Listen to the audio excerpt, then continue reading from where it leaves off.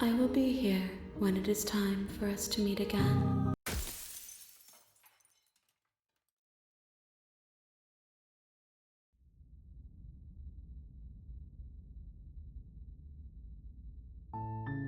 You're on a path in the woods, and at the end of that path is a cabin. And in the basement of that cabin is a princess. You're here to slay her.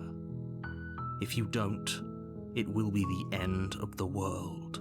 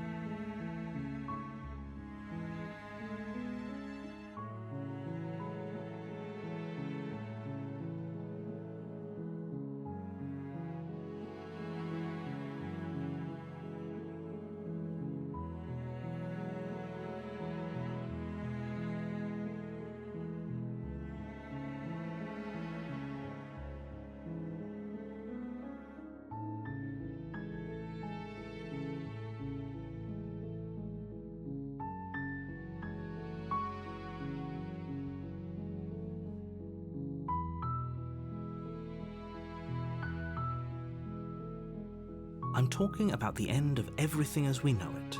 No more birds, no more trees, and perhaps most problematically of all, no more people. You have to put an end to her.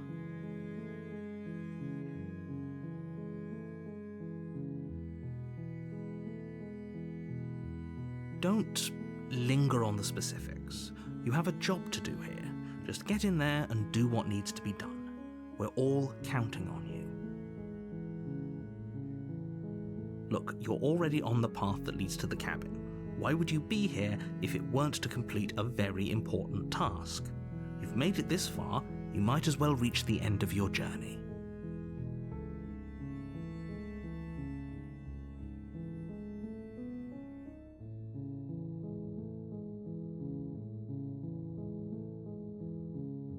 While I appreciate the mental exercise, we are running up against a bit of a ticking clock. Nevertheless, let me assure you, the princess is locked up because she's dangerous. She is not dangerous because she's locked up. And before you decide to waste even more of our time by asking how I know that, let me suggest a more pragmatic lens through which to view this situation. Causality doesn't matter here, because the end result is the same no matter what led us up to this point. If the princess leaves the cabin, the world will end, and there is no changing that. It's no use arguing semantics over a metaphorical chicken or egg, because the egg is hatched and it's about to ruin everything. Unless, of course, you do your job and slay her.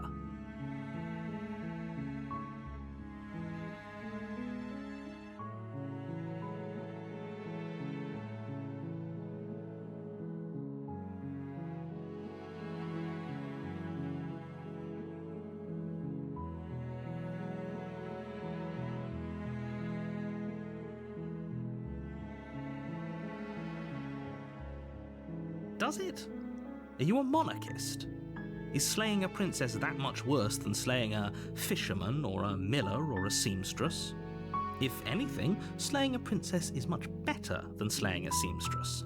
Seamstresses contribute something of value to society.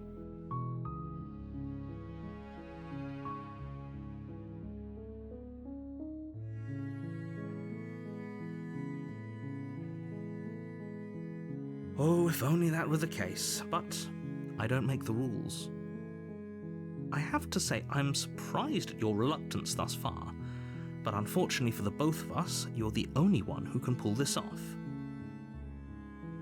Like I said, I don't make the rules, no matter how much I wish I did. Are you serious? No, you have to do it. Of course I haven't. Why would I even consider that? Nobody wants the world to end. I mean, maybe some people do, like nihilists or very, very evil people, but surely you're not one of those, right?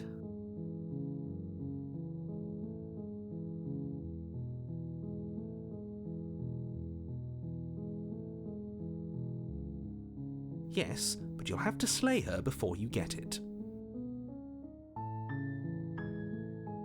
It's a secret, but I think you'll like it. It's a special reward, just for you. And whatever you think it might be, I can promise you it's going to be even better than your wildest imagination.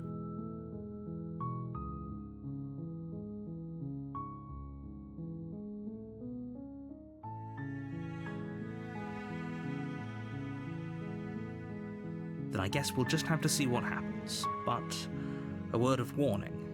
If you go in prepared to hear her out, she could easily trap you in her web of lies. And the more you listen to her honeyed words, the harder it'll be to pull yourself out. Then each and every one of us is doomed. So sure, go, talk to her. See how that turns out for all of us. You make your way up the short path to the cabin. You'll find the princess within. We're not going to go through with this, right? She's a princess. We're supposed to save princesses, not slay them. Ignore him. He doesn't know what he's talking about.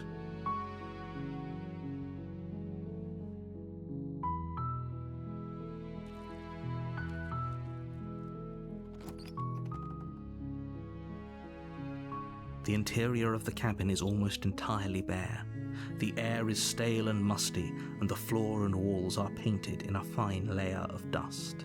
The only furniture of note is a plain wooden table.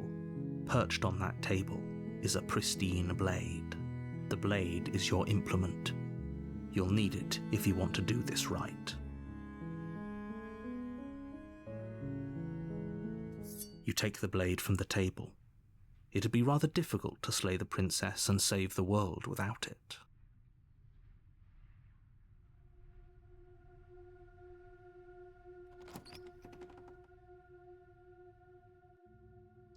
The door to the basement creaks open, revealing a staircase faintly illuminated by an unseen light in the room below. This is an oppressive place.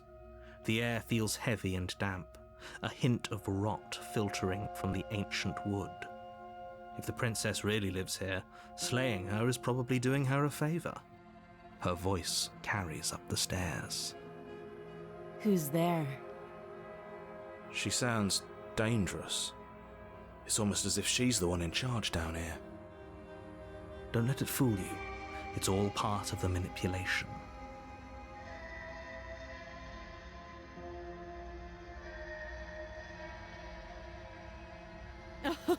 Oh, are you now? Why don't you come down and let me take a look at you? Great job. You gave away the element of surprise. Good luck, hero. You walk down the stairs and lock eyes with the princess. There's a heavy chain around her wrist, binding her to the far wall of the basement. She's so coldly beautiful. Is she really a threat to the world? Focus on the task at hand. You weren't kidding when you said you were here to kill me.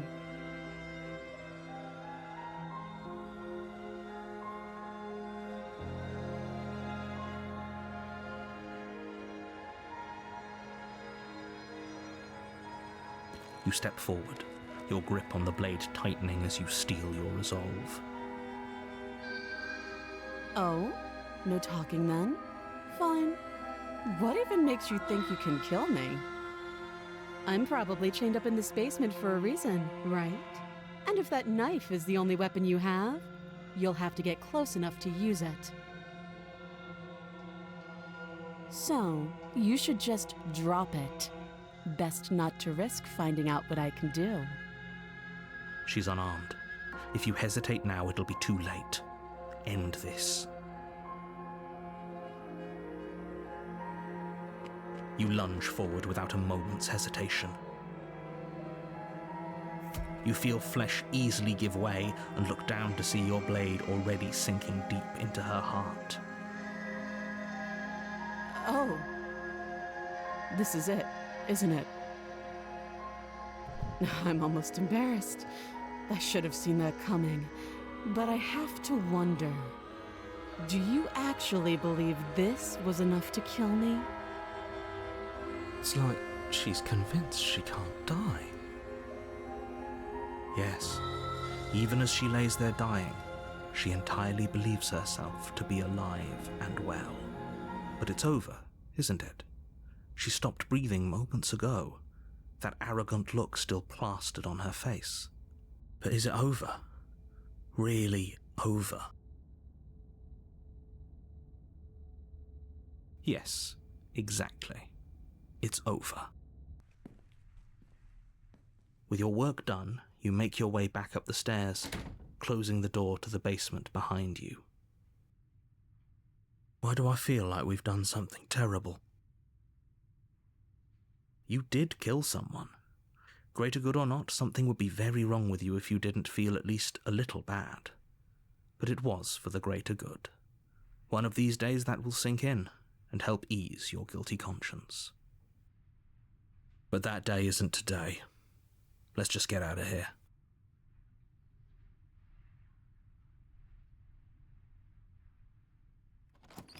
You open the cabin door, ready to return to a world saved from certain doom.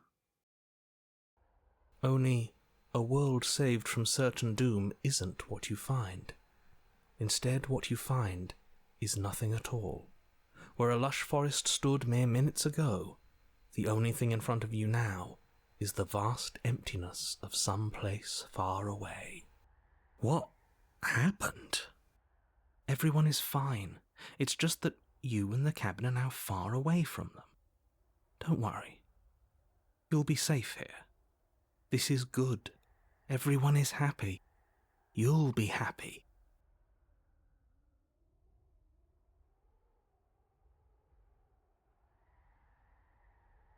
What's done is done, and there's no going back now. I'm sorry you don't like your reward, but maybe you'll learn to appreciate it in time. This is what's best for everyone. Trust me. Time passes. You can't be sure if it's days, or months, or years, or even decades. It's all a wonderful, boring blur. You've never been happier. Psst. Hey. We're not just going to stay here forever, right?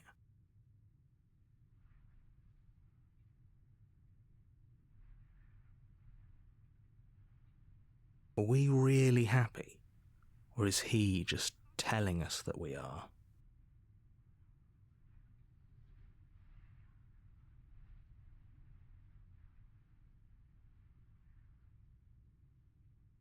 Good, because I have an idea to get us out of here, though you're probably not going to like it.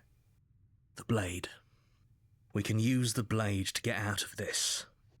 I can hear everything you say, little voice. There's only one thing it would want you to use that blade on, and I'm afraid that thing is you, dear hero. He's right. It's the only way out. Do you hear that? It wants to take this happiness away from you. It wants this wonderful place to end. Do you not? There's more for us to do, and the only way for us to do it is to take that blade and use it. Don't you dare.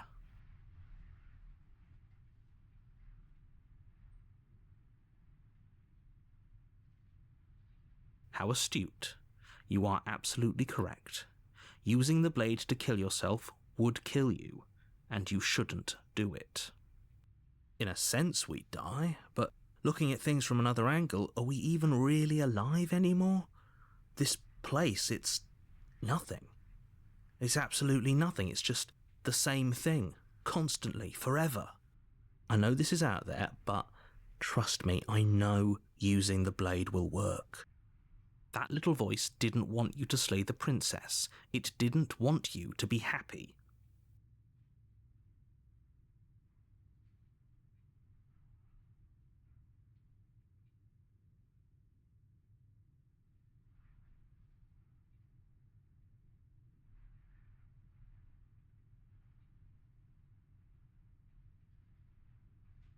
If we die, you can yell at me all you want.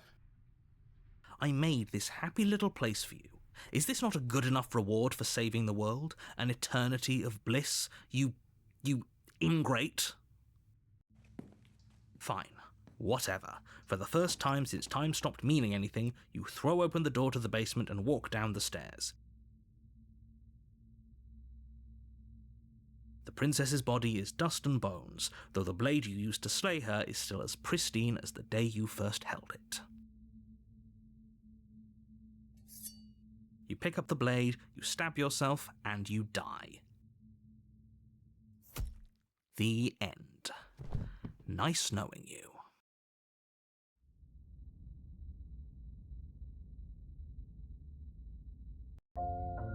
You're on a path in the woods, and at the end of that path is a cabin. And in the basement of that cabin is a princess. You're here to slay her. If you don't, it will be the end of the world.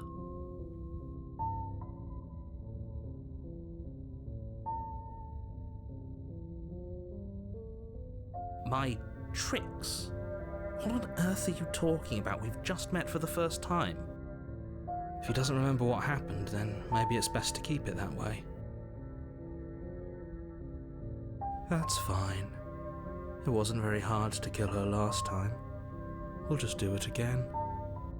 Well, if for whatever reason you're going to insist that this has happened before, at least your heart's in the right place.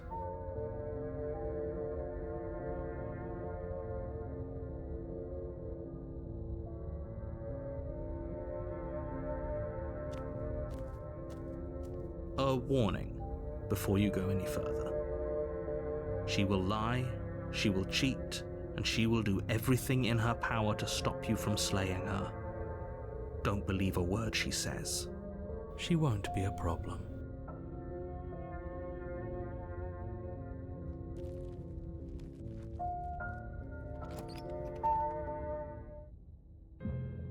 The interior of the cabin is cold, a soft odour of dirt permeating the air.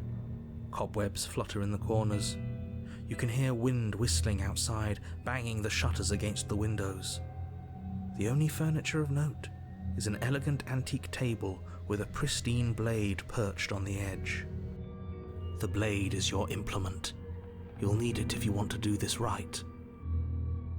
It feels like no one's been here for a long, long time.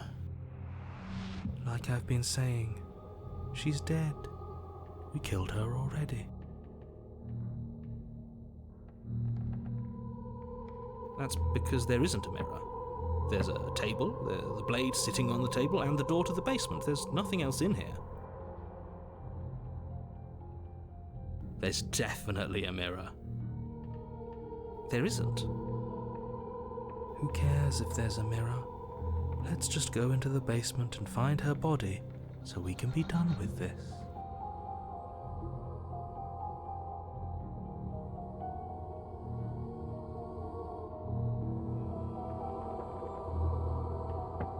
I care about whether we're being lied to. If he's willing to lie about someone as innocuous as a mirror, what else could he be hiding from us? I'm not lying to you, I promise. There isn't a mirror. Really.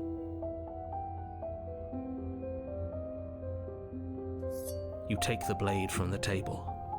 It will be difficult to slay the princess and save the world without a weapon.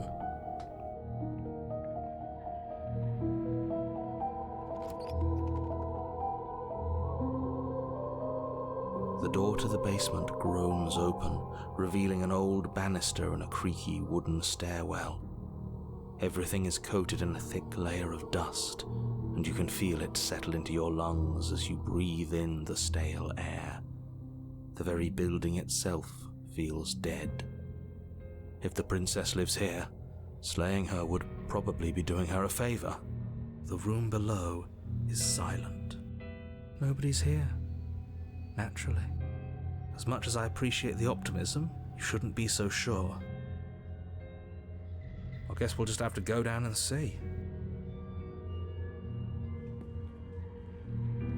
As you descend the final step, the form of the princess comes into view. At skeletal body, lying in a heap on the floor, its wrist still bound to the wall by a thick chain. Okay, she's definitely dead. It's just like I told you. Before you have a chance to finish your thought, the top of a head appears from underneath the floor. Two deep-set eyes stare up at you, followed by a mischievous, skeletal grin. And finally, the rest of the body floats up to join the head. Wait, this isn't right. What's going on here? Ghost! Oh, wow. How absolutely terrifying. What's a ghost supposed to do to us? Oh, it's you. Hiya, Keller. I was hoping to see you again. I have some issues with how our last meeting went. The princess drifts across the room into your orbit, gently running her fingers across your shoulders and down your neck as she circles you.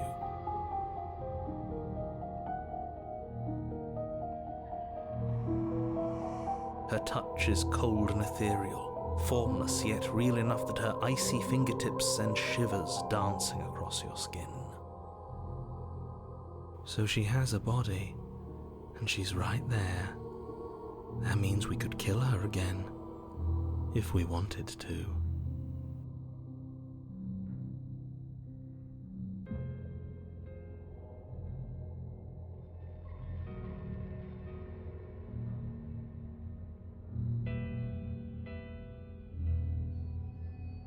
Without a moment's hesitation, you lash out with your blade. It's like you're slashing at air. No matter how many times you stab at her, no matter how many angles you strike from, all you manage to do is interrupt her form, the skin of your hand prickling with cold as it passes through, unable to find anything solid. You're adorable when you're confused. But I didn't say you could touch me. Why are you even here? Just making sure you finish the job, or what?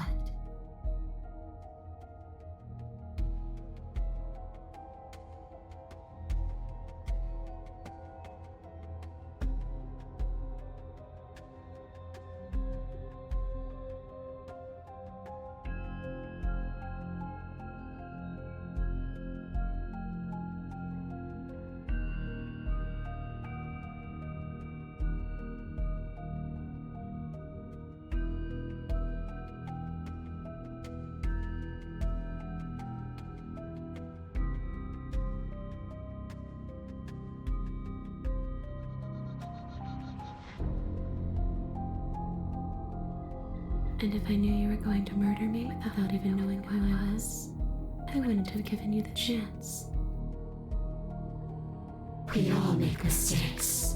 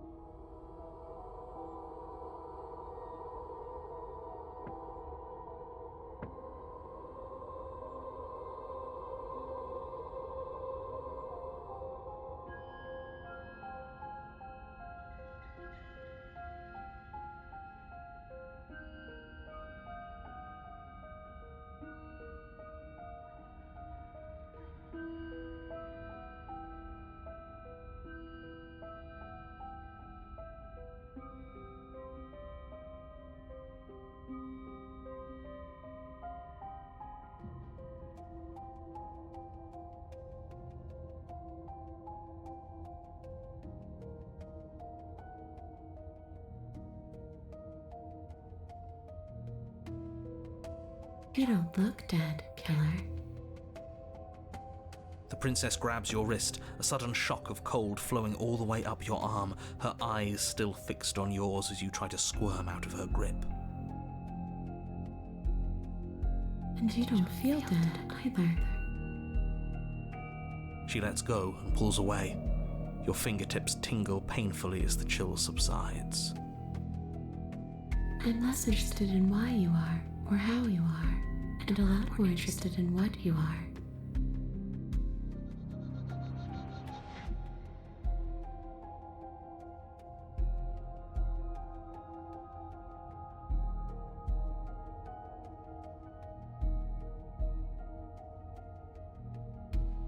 Well, yeah, you brought a knife with you. Was I supposed to just welcome you with open arms when you obviously had stabbing on the mind?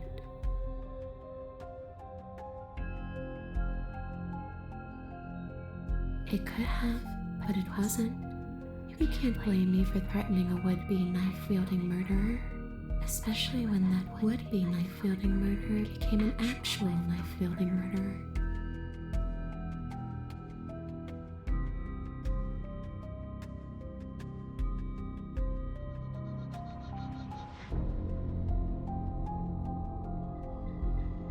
So, that's where the hostility comes from.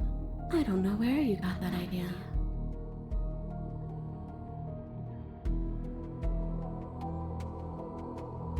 Well, killer, what does it mean for something to end anyway? You ended me, but I'm still right here in front of you, aren't I? You apparently ended too, yet here you are, and you don't even look any different. After seeing what you've seen, how can you be sure anything ends? I see her point. Everything here is so impermanent, always shifting.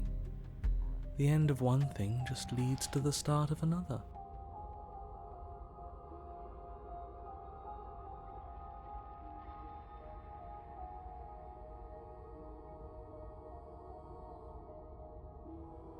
I already gave you my answer.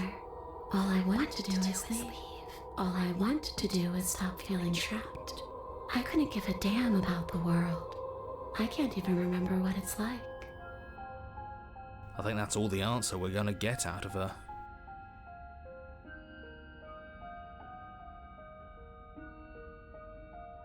Oh, come on. I'm floating right in front of you. Still here despite your best efforts. You can't pretend that doesn't mess with the whole concept of ending.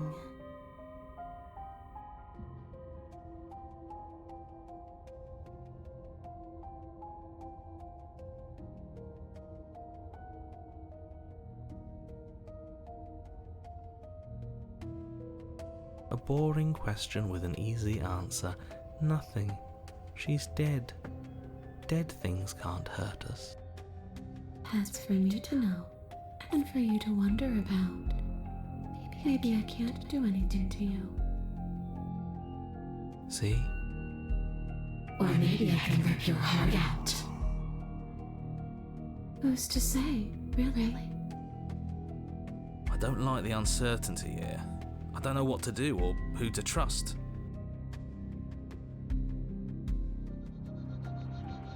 I want you to make things right. I want you to set me free. This place won't let me leave, but you seem to come and go as you please. So help me out, let me in, and maybe all of this can be water under the bridge. Remember, you owe me. Maybe we should have just left her here. Maybe we should still just leave her here. If she can't get out on her own, then why do we have to do anything? Hasn't gotten out and can't get out are two very different things. It'll be dull anyway. It's more interesting if we make a choice. Absolutely not. Is she asking if she can possess us? She is. And I hope I don't need to explain why you can't let that happen. It would be catastrophic if she managed to escape this place. And if you let her in, there is very little anyone could do to stop her. Would she be able to see us if we went along with it? Now, isn't that an interesting thought? We could finally bring her face to face with him. I wonder what she would have to say to the one who wants her dead so badly. You won't like how things play out if you go down this path.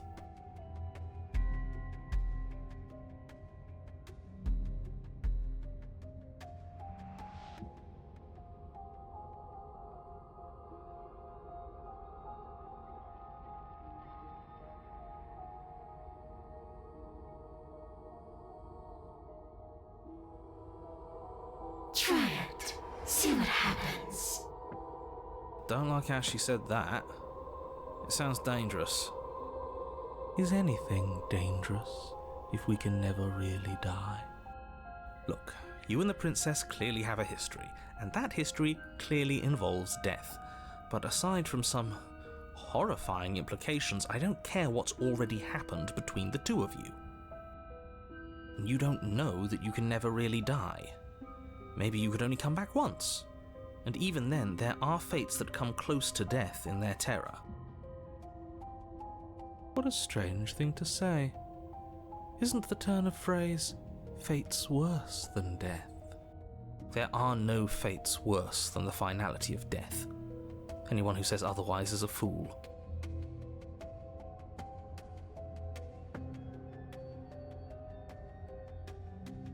Look, I don't want to be stuck with you any more than you want to be stuck with me.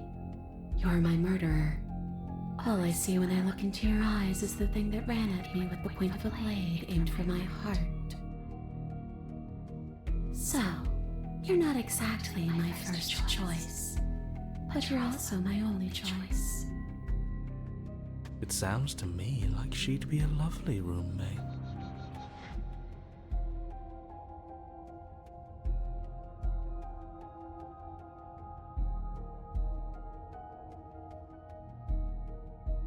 There's only one way to find out. That's not very reassuring. What's another voice rattling around in here? We'll be fine. It's pretty crowded already, wouldn't you say? She's not exactly friendly. Neither is he. I'm being perfectly respectful considering the stakes of the situation. Don't push my goodwill.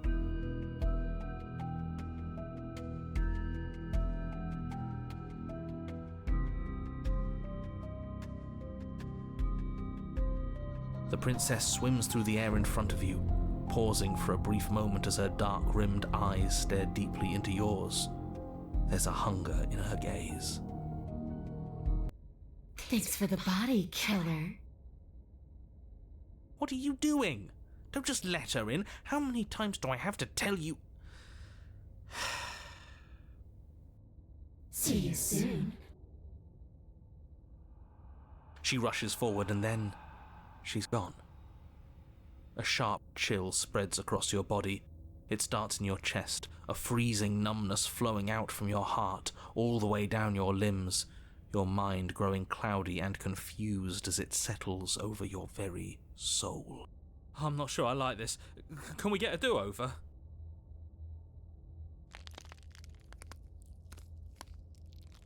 I'm afraid it's too late to stop now. The numbness gives way to a stabbing pain, your muscles twitching and convulsing violently, each involuntary movement causing more waves of agony to ripple across your body. You collapse to the floor, and everything goes dark. Get up. You've still got a job to do. Your eyes flick back open as you get your bearings, your vision swimming as... So this is what it's like to be you, huh? Disembodied voice narrating your every move? So, it doesn't work like that for you? Clearly it doesn't, or she wouldn't have commented on it. All these shards of broken glass on the floor? Are they also supposed to be you? Hey, I'm not a shard of broken glass, I'm... Yeah? Go on. Finish the thought. What are you? I'm a voice? I'm me, is what I am. Who cares what we are? We exist. That's all that matters. Do you have to deal with this annoying bickering all the time? No, it matters. What we are matters. If I'm a shard of broken glass, then that raises some questions about certain other voices in here too. I'm clearly the same thing you are.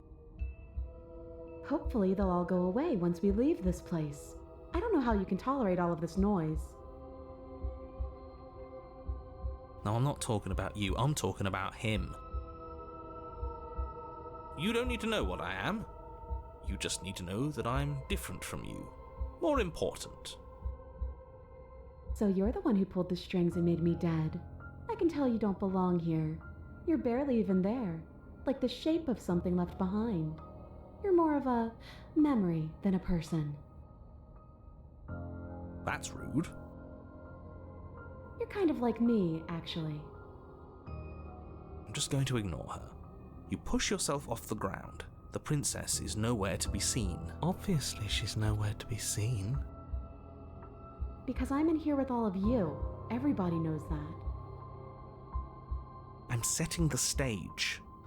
The room is empty because you made a spiteful, idiotic, and all-round foolish decision. Oh, shut up. Stop trying to manipulate everyone. Or don't, actually. It doesn't really matter. Because you won't be around to do this for much longer. This is infuriating. Just whatever you do, you can't leave this place. It's not too late to fix this. Probably.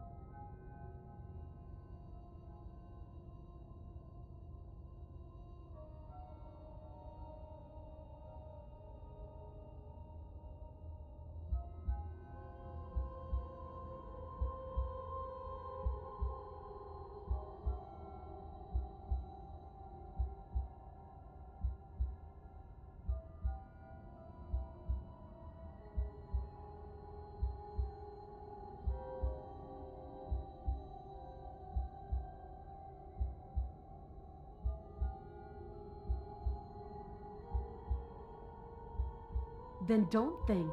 Just move. One way or another, this is all going to end.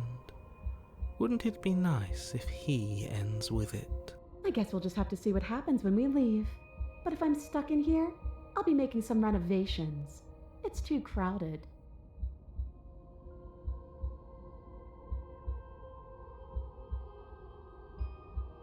Isn't that an interesting idea? I hadn't even considered it as an option. Slaying her would slay you. Are you sure you're willing to do that? Of course we're sure. The decision has already been made. All right then. Better this than ferrying her out of here. What do you think you're doing? Hear that? She's scared. No point wasting more time. Do it. You lift the blade, then plunge it deep into your guts. Pain spreads quickly through your torso as you attempt to turn its edge up towards your heart. The princess, her spirit bound to your prison of flesh as she had once been bound to the basement's prison of stone, cries out in agony as you slice through organ and muscle.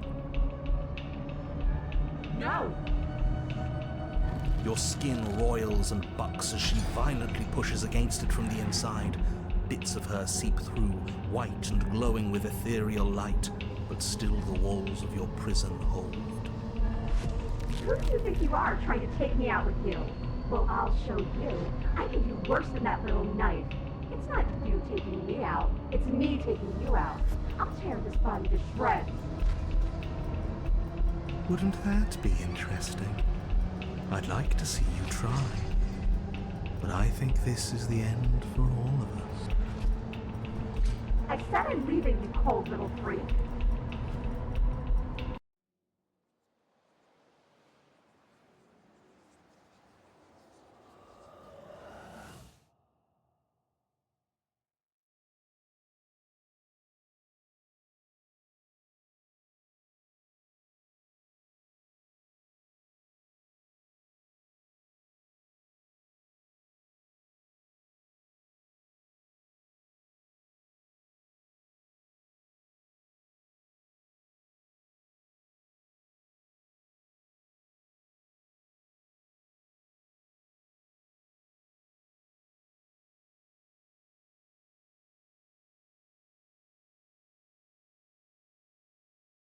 Do you think we're done, you self-destructive murderer?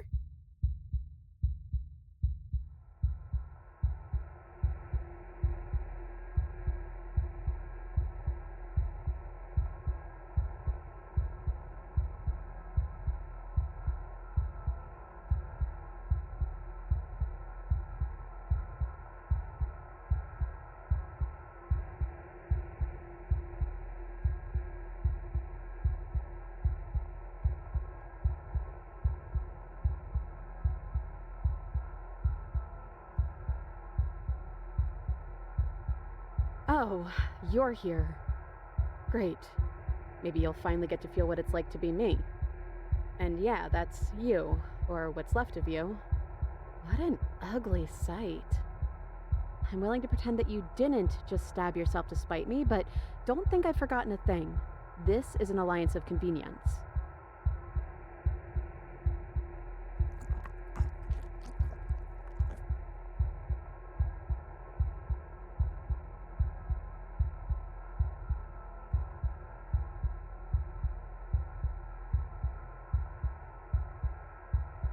Wait, maybe this still counts as leaving together. Come on, let's get the hell out of here.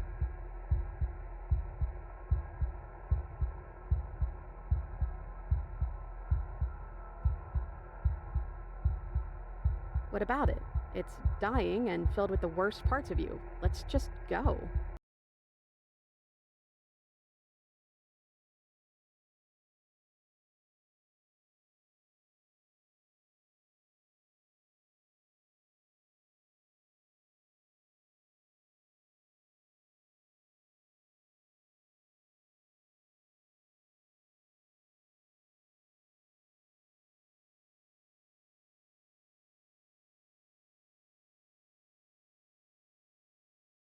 Well, are you still there?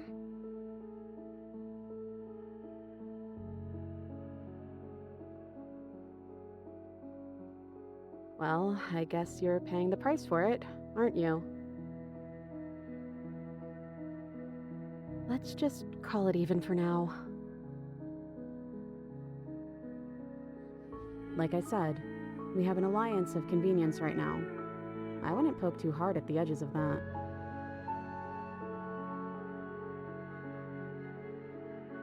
Poking at the edges when I specifically told you not to? We're both stuck here, and everything started over. How about we both just try and make the best of it, okay? Besides, there's something about you being in here with me that just feels right. It's hard to stay mad at you like this.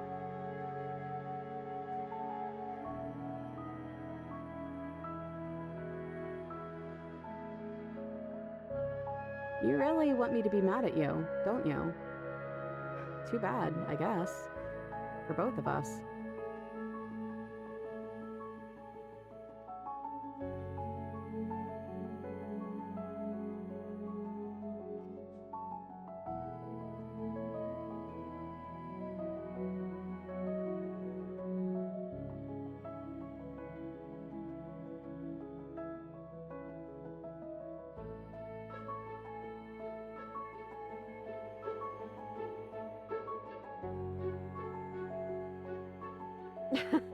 Are you seriously asking me that?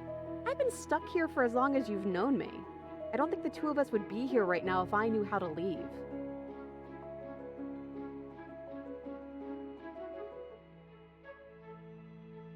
There's 4 walls around us and a chain around my wrist. How am I supposed to know about anything that isn't right in front of me? Maybe they're gone. I guess we'll just have to wait and see. And if nobody comes by, well, I guess we'll be waiting a long, long time.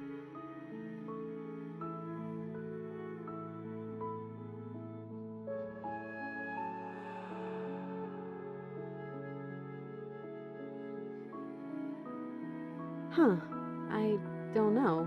It's like we're one and then the other. Make up your mind already, body, will you?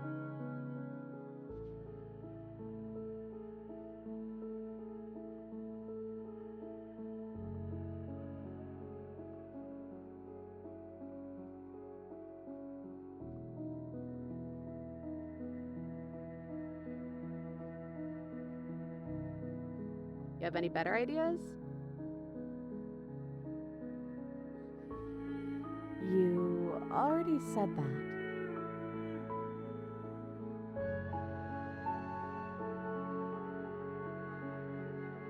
A title card?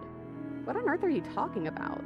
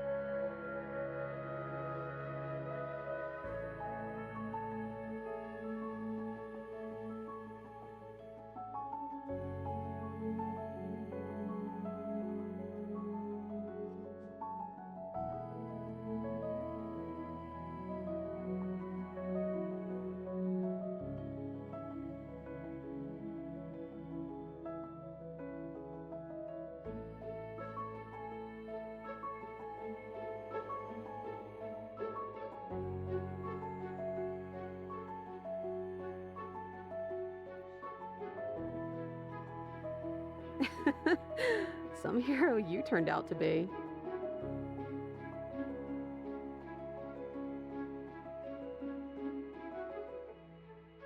Don't try to make this about shades of gray or whatever. I'm the only other person here with you, and you're the villain in my story. I'm sorry, I'm being mean again. How about we wipe the slate clean with a new chapter? We could call it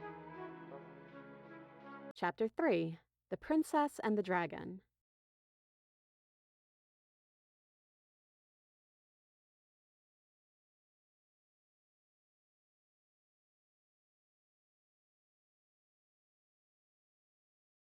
I like to think of you as a dragon. It's close enough.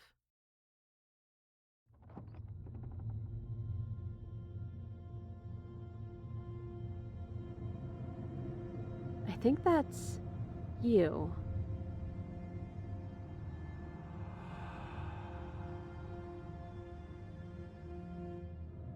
We're still a mess. It's like you don't really know what we are.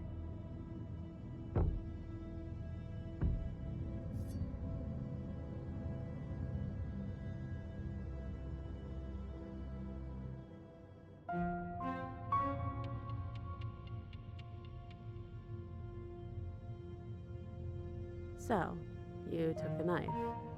Of course you did.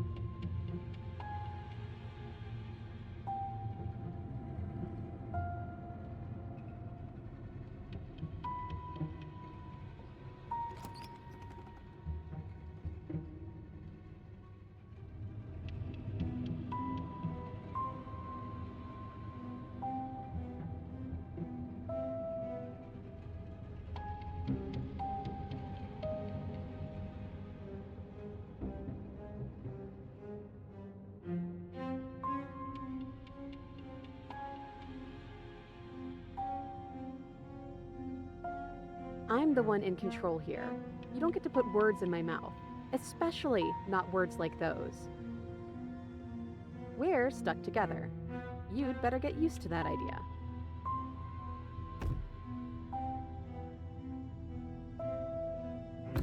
You're always so loud on the way down.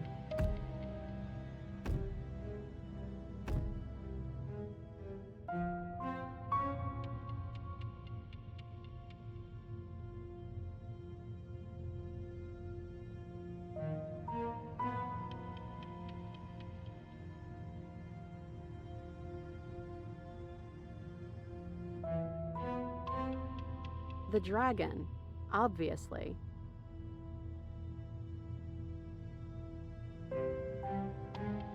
Let's see. You're missing something important, aren't you?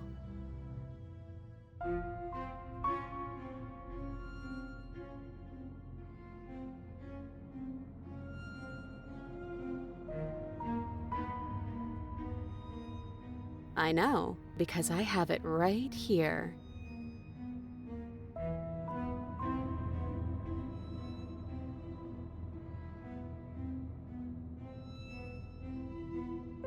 So that's what's going on with all that silent staring. Hey, I'm talking to you. It's rude to have a conversation in front of other people without letting them in on it. Oh, you would like to hear what we're thinking, wouldn't you?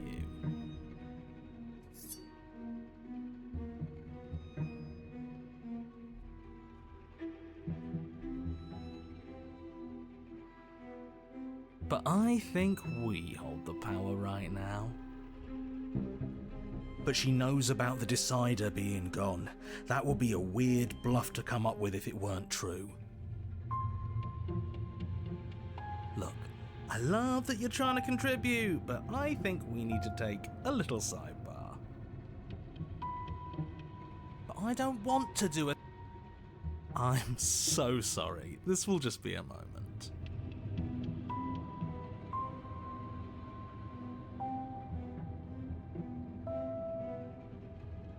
Unbelievable.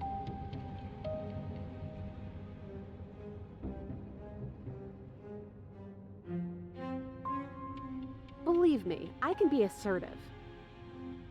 Hey, I'm talking to you? My apologies. They're really being quite dull in here.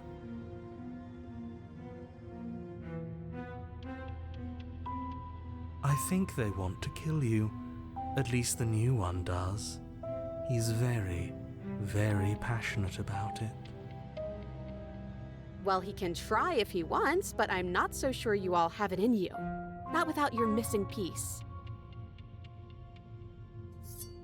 Ah, but that just makes it two birds with one stone, doesn't it? How tempting. From what I remember, it's pretty easy to kill you the first time around. And this time you're back to being very... what's the word? Fleshy. Yes, exactly. That's precisely the word I was looking for. You're fleshy now. No more of that incorporeality. Trust me, I wouldn't be doing this if I didn't think it would be easy. Bring it then. But you caught me off guard the first time. It's not going to happen again. Well, what can I say? I'd back off if I wasn't already overcommitted, so I guess I'll just have to pretend that you're bluffing. Which you maybe, probably are. Having second thoughts? Shut up.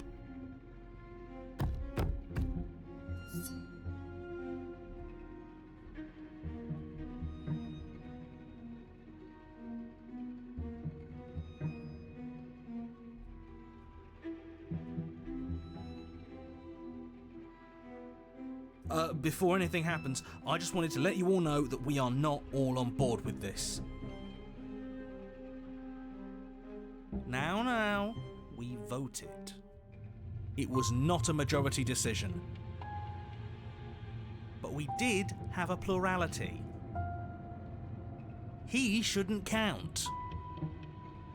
Says who? Says me. He's not one of us. He's been here since the beginning. The old chum really deserves to say. Besides, you'll all thank us when this is finally over and we are officially on top. But enough chatter. Oh, so you finally decided to do something, have you?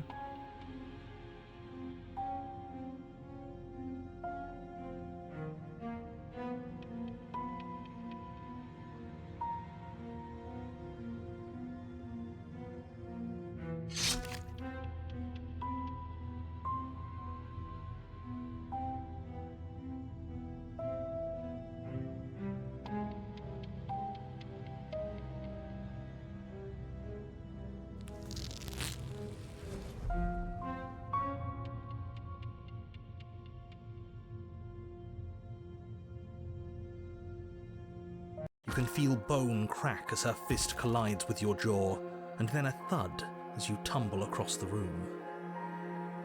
You are such a disappointment.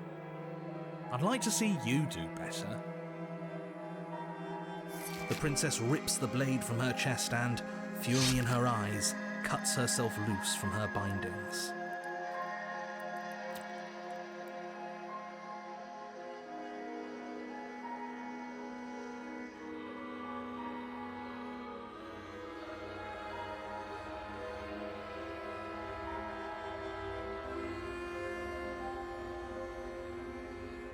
Oh, you're different.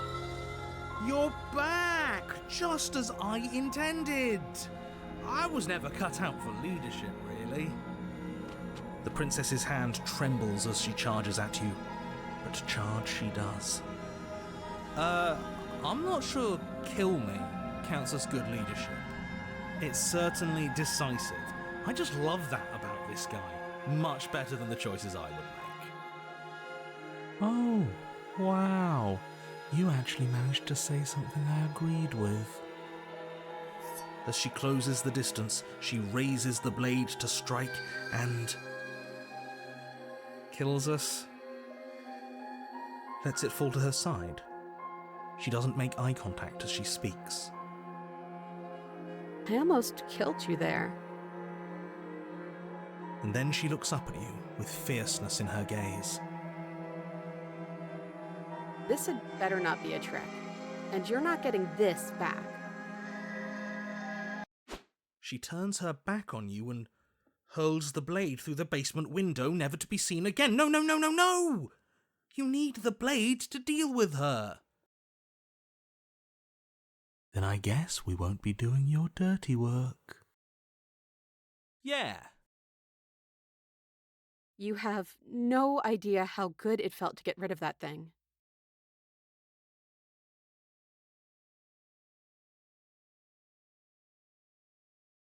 Are you serious? Ugh. Well, are you going to say what happens? You already said yourself that we won't be killing her. Fine.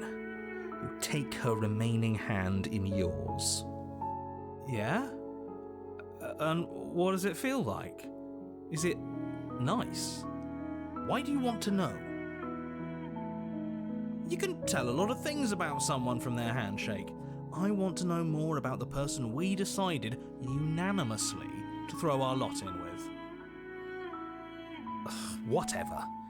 It's rough, but still tender. The hand of someone who's suffered, but hasn't forgotten what it's like to have a heart. That'll do.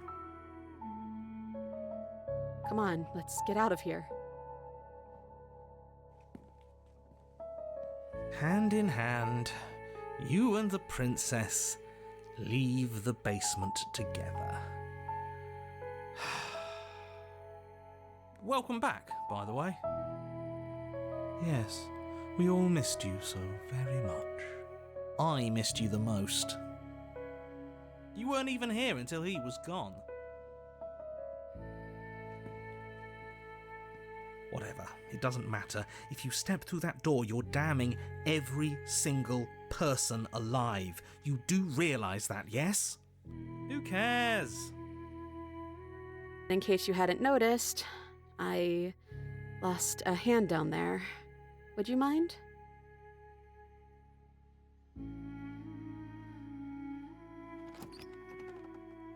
You twist the doorknob in your hand and step forward into the world you've damned.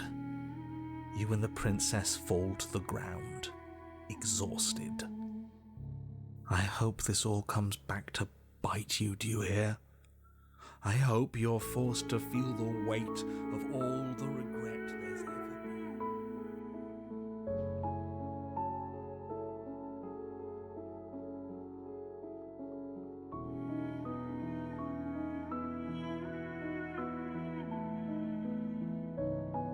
Finally.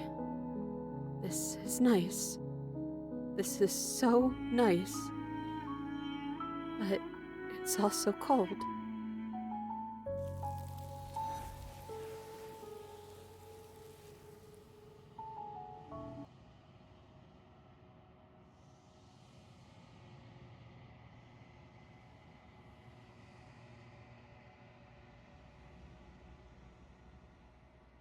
She's gone. Where did she go? Should we try and find her? And there's that mirror again. Why is it here? Why now?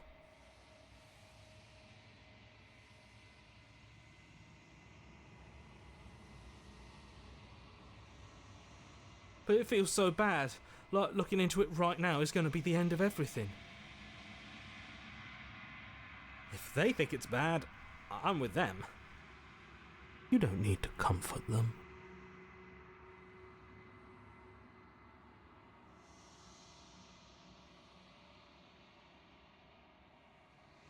Okay. If you say so, we'll trust you. Finally, we're going places. Whatever makes you happy.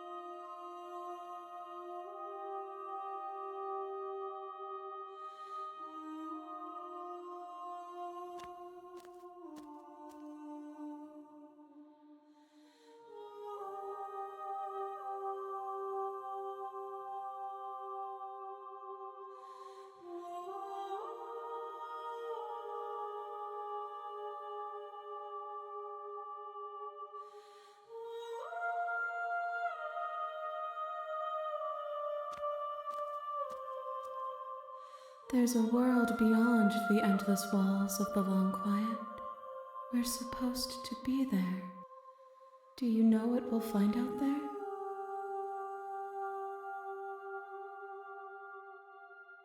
Rhetorical. I am not rhetorical. I have only known these spaces, and I have known flickers of the lives you've brought me, short and violent and full of passion. But all of those flickers end where the long quiet begins. I'm asking you because I cannot know your mind. Do you know what we'll find out there?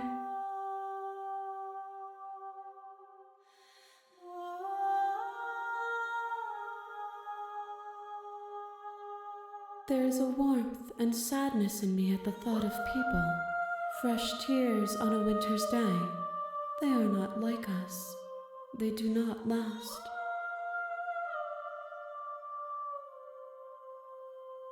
We are real.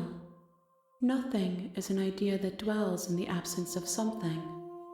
But nothing cannot exist on its own. And because of that, nothing can't exist.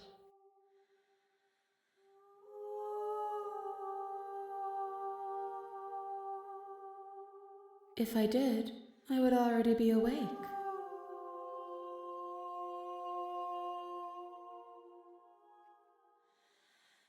No, their thoughts are quiet. Do you think your narrator lives in the spaces beyond?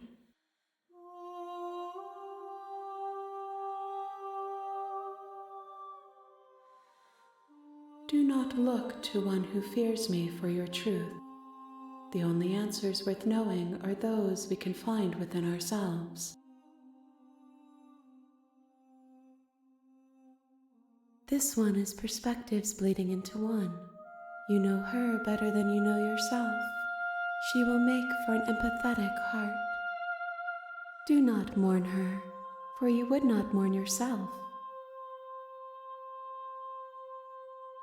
One, whatever you bring me next will be enough.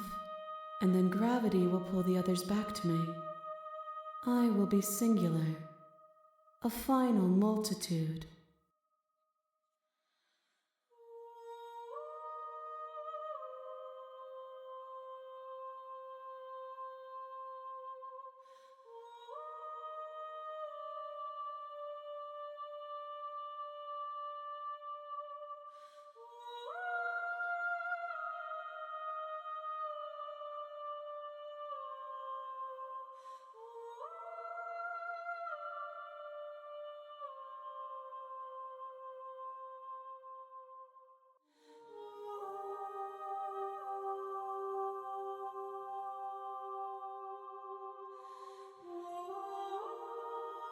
We may fight, and we may not, but not all fights end in destruction, just as not all conversations end in peace. Even if you destroy me, it will have been worth it to finally know what I am, and to have had the chance to know you.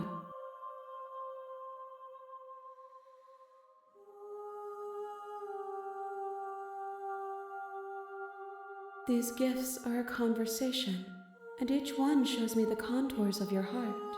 The only thing I want to see is what you choose for me when the thread is fully drawn.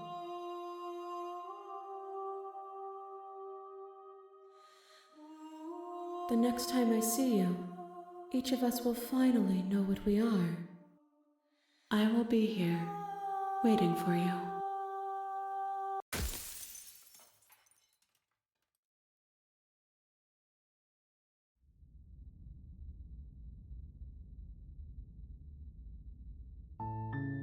You're on a path in the woods, and at the end of that path is a cabin. And in the basement of that cabin is a princess. You're here to slay her. If you don't, it will be the end of the world.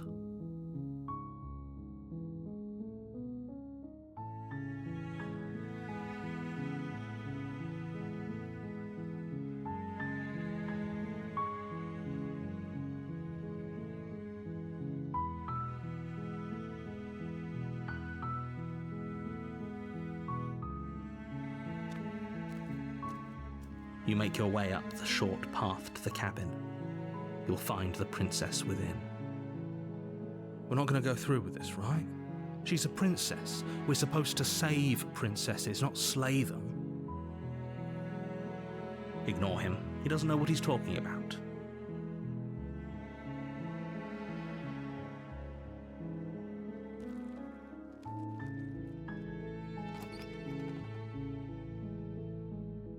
The interior of the cabin is almost entirely bare. The air is stale and musty, and the floor and walls are painted in a fine layer of dust. The only furniture of note is a plain wooden table. Perched on that table is a pristine blade. The blade is your implement. You'll need it if you want to do this right.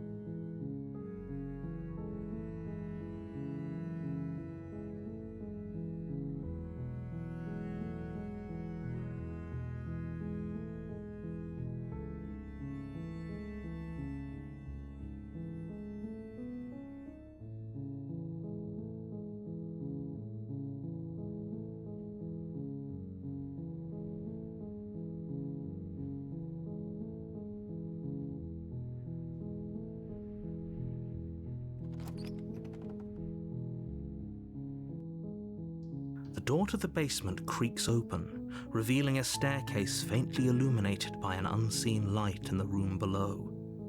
This is an oppressive place. The air feels heavy and damp, a hint of rot filtering from the ancient wood.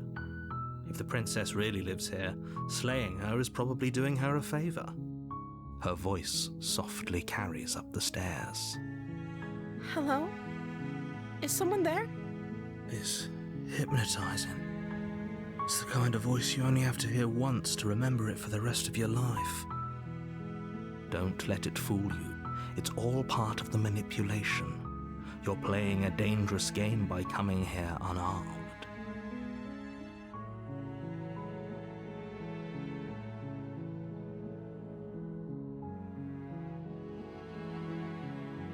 Wait, really? You're here to rescue me?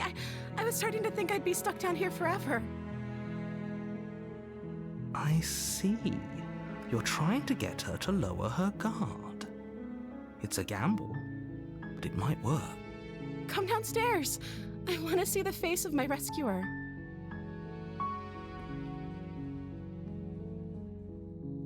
You walk down the stairs and lock eyes with the princess.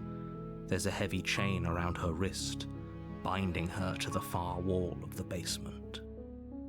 She's beautiful. How could someone like this be a threat to anyone? I am begging you to stay focused. There's a lot riding on you here. Hi. I can't believe you're here. I've been waiting for something like this to happen forever. I hope you brought something to deal with these chains. You were lying when you said you were here to rescue her, but regardless of your intentions, breaking her out of those chains would be a big mistake. Don't even try it.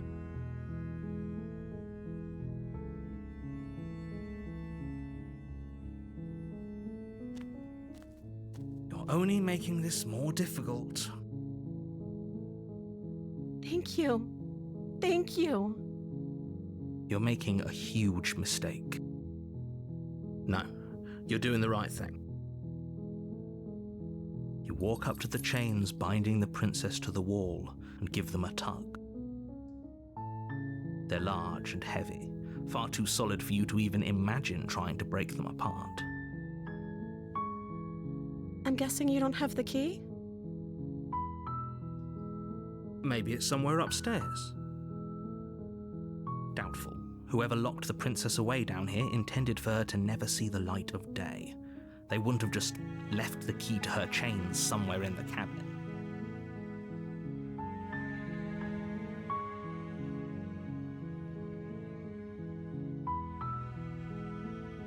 Okay. I'll be here. Good luck.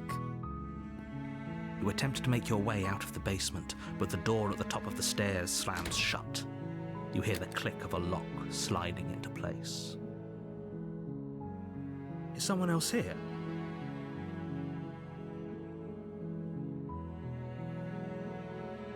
Your shouts and pleas are met with silence. I'll repeat myself once again. You're here to slay the princess, and you won't leave until the task is done. You try the door, but it's locked from the outside. You make your way to the bottom of the stairs. This would have been so much easier if you'd just taken the blade like you were supposed to. Easier for whom? Easier for everyone. Look at the mess you're in. I heard the door slam. They locked you down here too, didn't they? There's a slight panic rising in the princess's voice.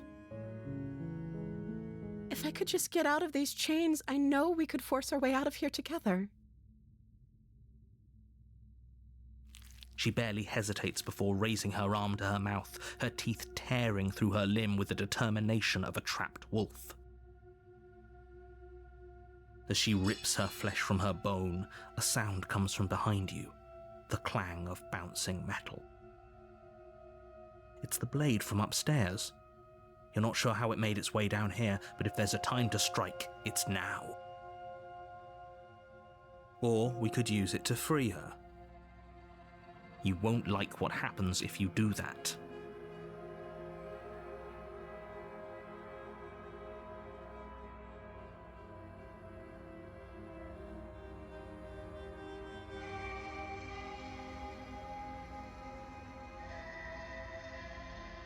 Without hesitation, you bring the blade down and plunge it into the princess's back. Finally. The wound drives her to the ground. Okay, there's no going back now. I'm with you to the end. You bastard! Were you lying to me this whole time? The princess pushes away from you, the motion ripping the blade from her back.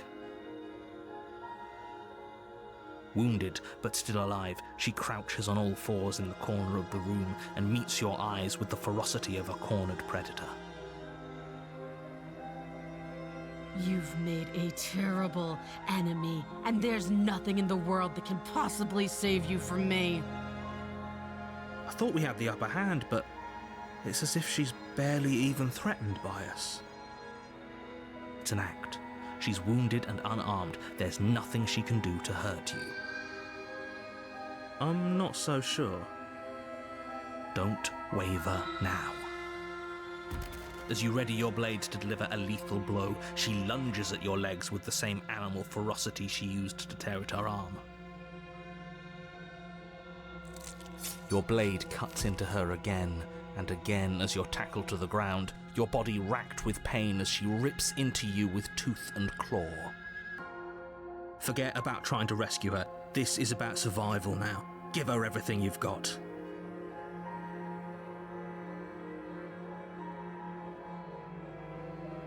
Though your nerves are seizing with pain, you know you've done your fair share of damage as well, your blade having left deep gashes in the princess's back.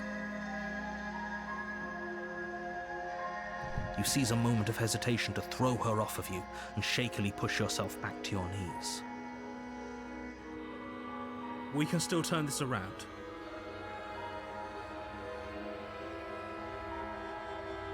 You steel your resolve and take another step closer to the princess. You probably won't make it out of here alive, but you can still make sure that she won't make it out of here either. Excuse me? What's this about not making it out of here alive? Do you think this is what I wanted to happen? I have a duty to state the facts of the situation, and honestly, it's a miracle anyone in this room is still standing right now. Don't act so surprised. Can you not feel all those gashes and holes pulling you apart? If the princess doesn't do you in here, blood loss is certain to finish the job. You take another step forward, and the princess lunges towards you. The two of you enter one last exchange, a flurry of blade and claw and fleshy ribbons, and then you stop. Neither you nor princess able to go any further. You collapse on the ground, and the princess collapses beside you. Blood pools around you both, and you watch each other fade away. After all this time alone, I thought I'd finally found a friend, but you were just another monster, weren't you? Silence as the room starts to get fuzzy around you. You've paid a terrible price, but you've saved us all. It's over. If you think this is it, you're sorely mistaken. One way or another, I'll make sure you pay for this. But you don't have time to worry over such things. Everything goes dark, and you die.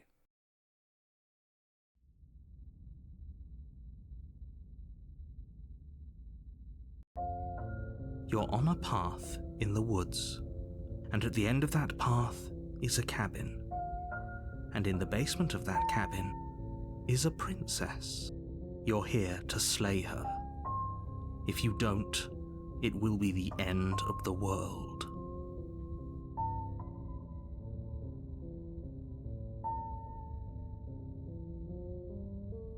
I can assure you that you didn't slay her and that she didn't kill you.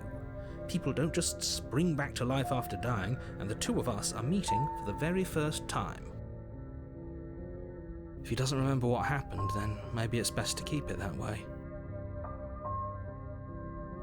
Brilliant. We need to keep our cards close to our chest, and I'm not sure we can trust him. You know I can hear you, right? It's going to be a lot harder than you think to keep secrets from me. Did I say I'm not sure we can trust him? Slip of the tongue, bit of the old brain fog. I meant to say that we should probably head over to the cabin and slay that princess. We already know we can't trust her, so let's get on with the show.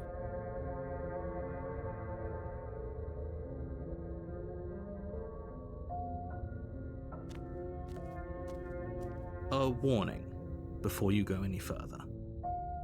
She will lie, she will cheat, and she will do everything in her power to stop you from slaying her. Don't believe a word she says. Don't worry, you can trust us to get the job done.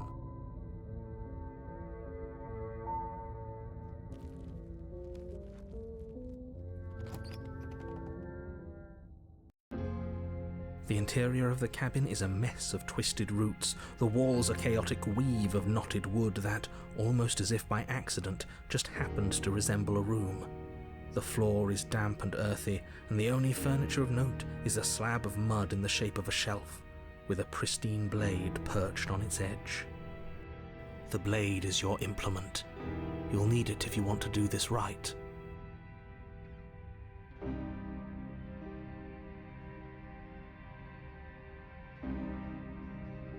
You take the blade from the shelf. It would be difficult to slay the princess and save the world without a weapon. Well, if we're grabbing a weapon, we should probably keep it hidden behind our backs. She doesn't have to know we have it. That's not actually a bad idea.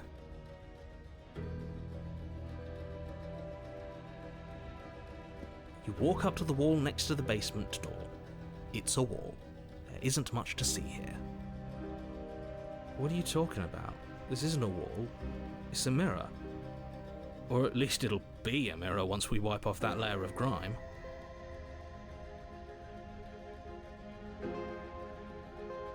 You reach forward and rub your hand against the cabin wall. I hope you know how ridiculous you look right now.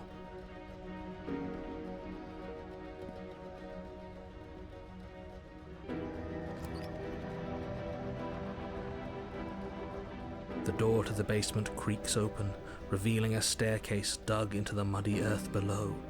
The ceiling is thick with roots that hang like locks of tangled hair. The weak starlight from the cabin windows behind you can barely penetrate the gloom here, only illuminating the edges of an opening below. It shines in the darkness like some kind of massive maw, waiting to swallow you up into the earth. The air smells of dirt and copper. It's thick and wet, as if your lungs are being coated in mud with each intake of breath. If the princess lives here, slaying her would probably be doing her a favor. Her voice skitters up from below. Something nasty finds itself on my stairs. Come on down. Don't be scared. I probably won't bite.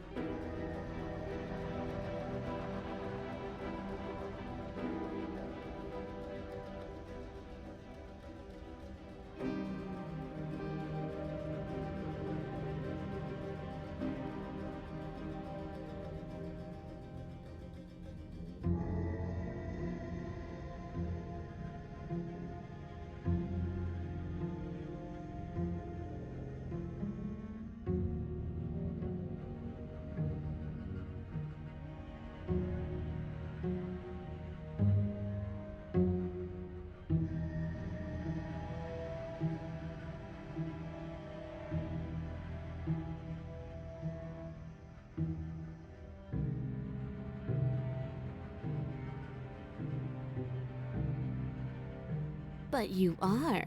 You're a wretched little thing. I recognize that voice as easily as I recognized your nervous little footsteps coming up the path. I know who you are, and I remember what you've done. She must have you confused with someone else. She seems friendly enough. Maybe we can talk our way out of this whole situation. You can't. Unless you slay her right away, she's going to break free and end the world. There's no reasoning with what she is. Look, I'm just throwing ideas out there. I like to think out loud. I'm the kind of guy who likes a discussion. Don't we want to hear what everyone has to say before making any big decisions? Do you want to hear what everyone has to say? Or do you just want to hear yourself talk? You need to stop lingering. Your task is to slay the princess, not endlessly debate about what to do with the princess. Fine, fine. You're the boss. Thank you. You descend the basement steps, entering the dark room below. You can just make out the shape of the princess in the gloom. She's huddled against the far wall, her eyes bright and glaring from amid the thick roots. And there you are, one hand tucked away behind your back, gripping that sharp, sharp blade, no doubt. That's not fair. How would she know that? So, we've dropped the pretenses. Good. You made a comment back in the woods about having been here before. Now she's acting like the two of you already know each other. Oh no. You've already been here, haven't you? That's pretty sharp. How'd you figure that one out? Call it deductive reasoning. Well, you seem to be great at it. So, you really don't remember us, do you? No, I don't. But you and the princess clearly have a shared reality, even if I'm not a part of it. I won't waste time fighting you on something that's clearly true. I'm just glad we could put all this behind us. Is it all behind us? Just focus on the task at hand. I don't care if you've been here before, and I don't care if you think you'll go somewhere else after this. My world is on the line right now, so I'd appreciate it if you would take this seriously and slay her. Let's chat her up a bit first. Maybe we can find a middle ground where everyone's happy. Don't talk to her. You're just going to make things more difficult than they have to be. Well, I seem to remember you having a tongue.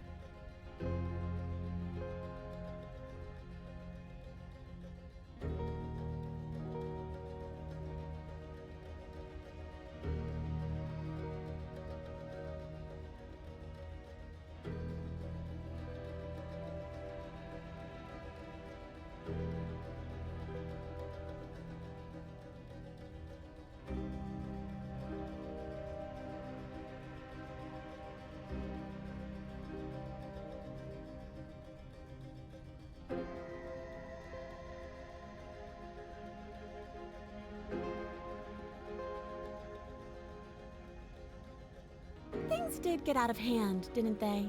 But it's hard to let bygones be bygones when they led to murder. And you started it.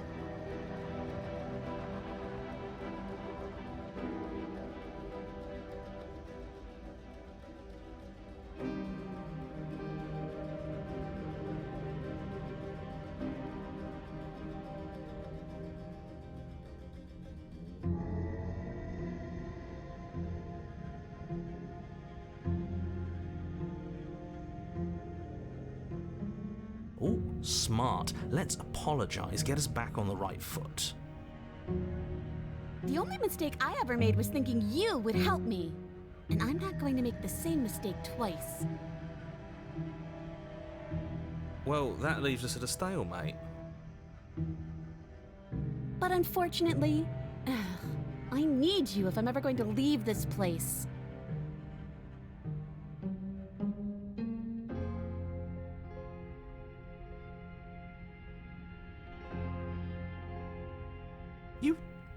You can't be serious.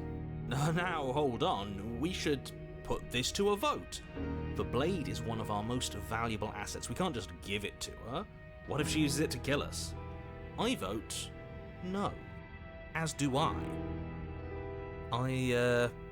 Abstain? You abstain? She's going to kill us if we give it to her.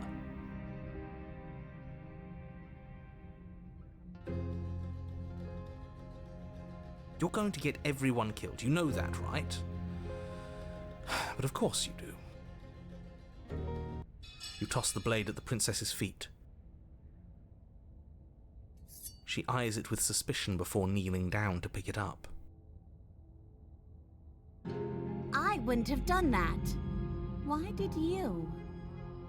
You hear a clanging of metal against the dirt floor, and the chains fall from the princess's wrist. She could have gotten out of those the whole time. That sneaky little... A woman after my own heart. It's a shame we just gave her a weapon, because if I were her, I'd use it on us right now. Luckily for us, you're not her. Oh, we sure think alike, though. I can promise you that. Whatever you say next, you better make it count. She creeps forward, taking one cautious step at a time until you and she are face to face. What do you think happens now?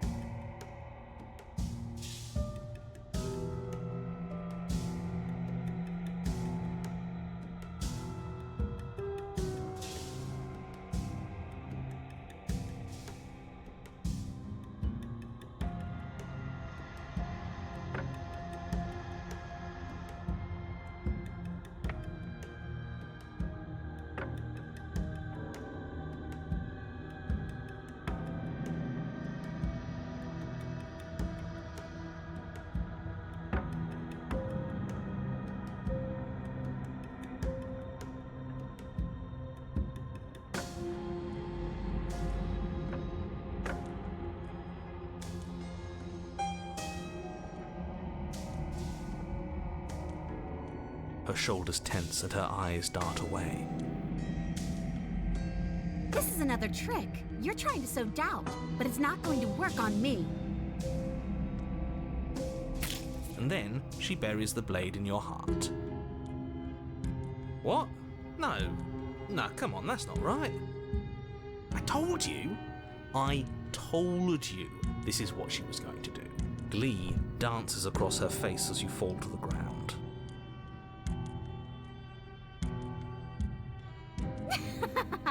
I did it. I got you. You... The princess seems to tremble, her smile fading quickly, replaced with concern. Her nervous eyes brim with tears. Why? Why did you let me do this? But you don't have the strength to respond, nor do you have the time. Everything goes dark, and you die.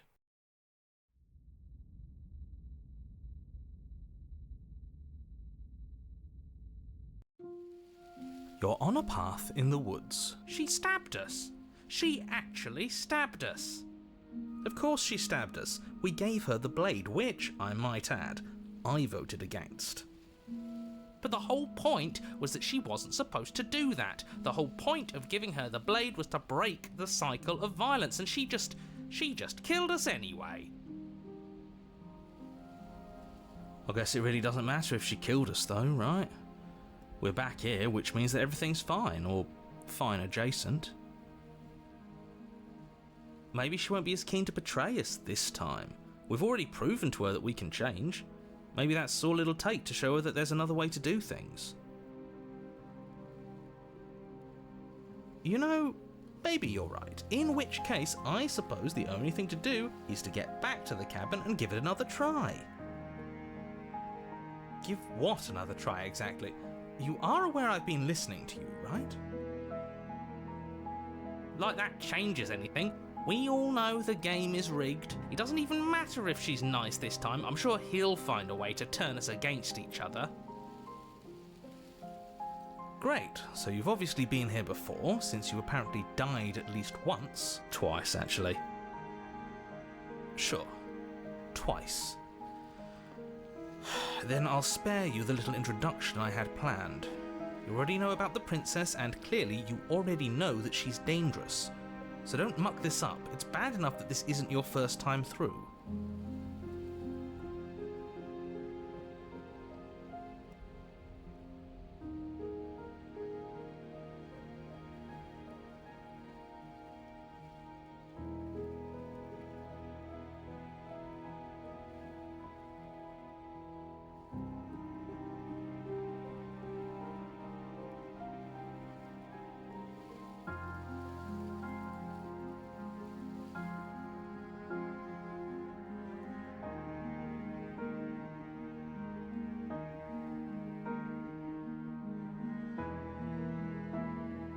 Wonderful.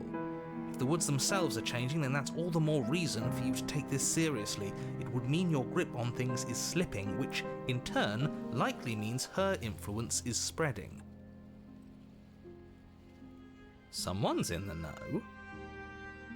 I've had enough of these annoying little secrets. If you want us to do this, you have to let us in on your game already. All of your game. I've already said too much. The more information you have, the more difficult your task will be. Don't listen to her, definitely don't free her, and if you can, don't even think about her.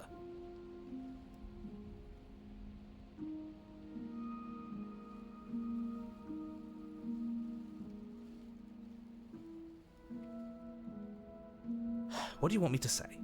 It's bad that you've been here before. It's bad for you, it's bad for me, and it's especially bad for the world. The more times you run through this, the more likely it is that you'll fail. You've already failed twice. So you knew this could happen? Theoretically, sure, I knew this could happen, but I was supposed to be the first.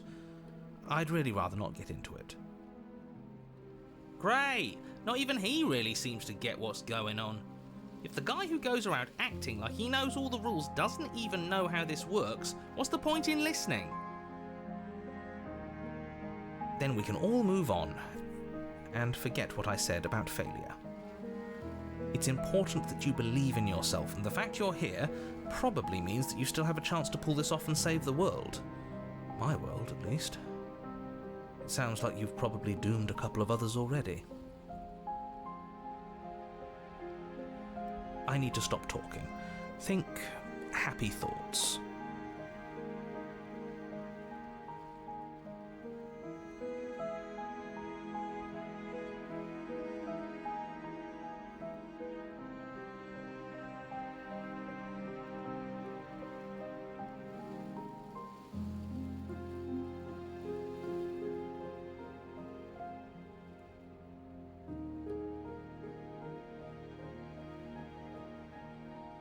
Yes, good. Playing both sides. That's what smart people do, and you're the smartest in the room.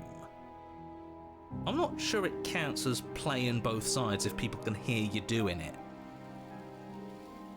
Buddy, you're thinking in far too few dimensions. There's layers to doing this right, and I'm pretty sure the one making the choices gets that.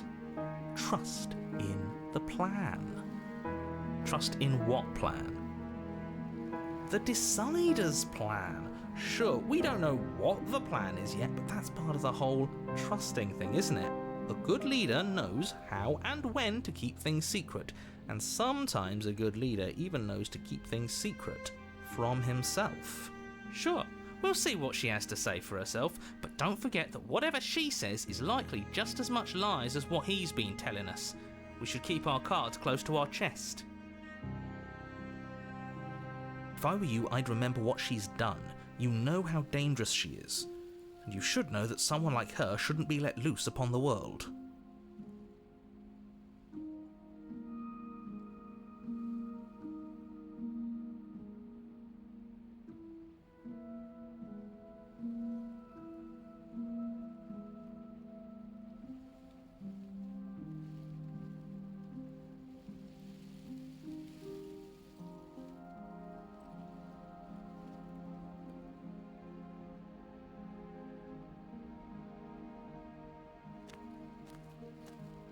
It isn't long before you find yourself at the base of the cabin. I think it's clear where everyone stands at this point. I don't know if I'd say everyone. You talking about me? I have a position. It's a good one too. Ignore him, he's just talking for talking's sake. My position is the only one that matters. You know what you have to do.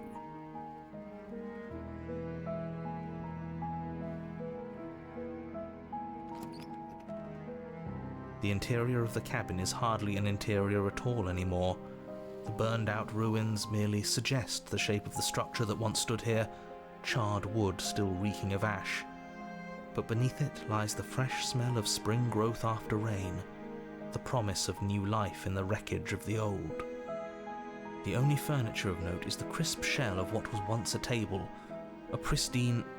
Wait, this isn't right. There's supposed to be a pristine blade.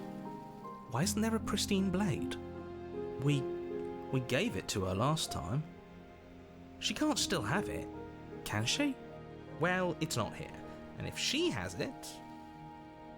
Let me guess, you want to get all chummy with her. Look, as far as I see it, if it's between him and her, I say we side with the one who has the weapon.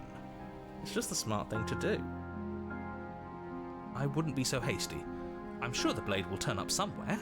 She can't have it. That's not how this is supposed to work. Of course we don't get to make a choice about the blade. Every single time we come back here, something has to be different.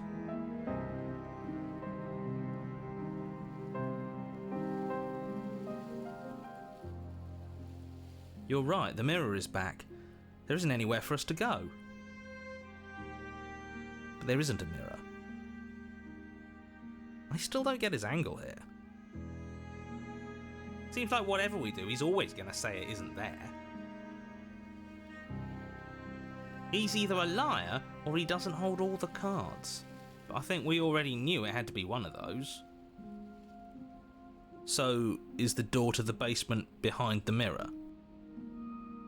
I promise you there isn't a mirror and there isn't a door to the basement. The entrance is more of a burned out frame than anything else, and it's right there on the far side of the room. Do you really not see it?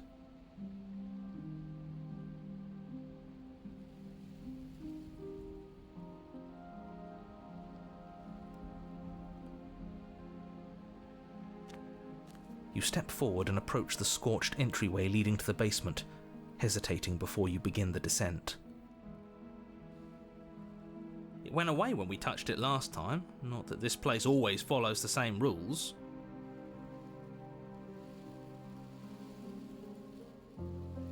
You reach forward and wave your hand through the hollow entrance leading to the basement. You really thought there was a mirror there, didn't you? That can't be good. As if things weren't unpredictable enough. Figures. Well, seems like the only way to go is forward, isn't it? Yes, that's where everything tends to be. Let's just put on a good face and have our wits about us.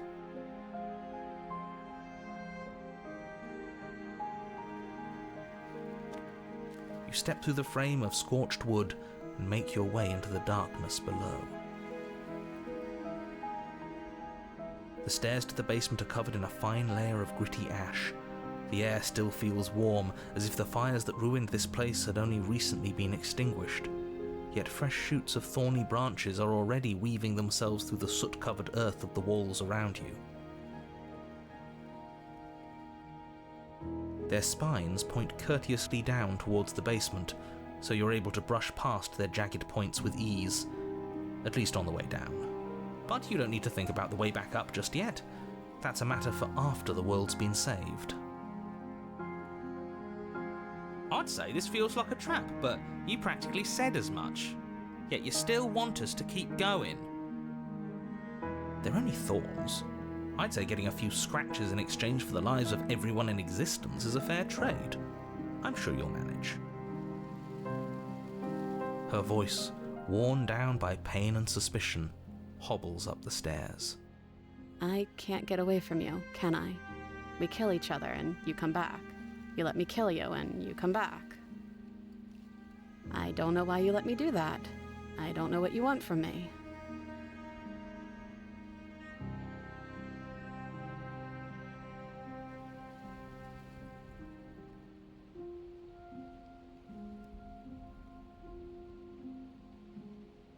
I think you know how this goes. I'm down here and I can't leave. So come down and talk. It's not like I can stop you.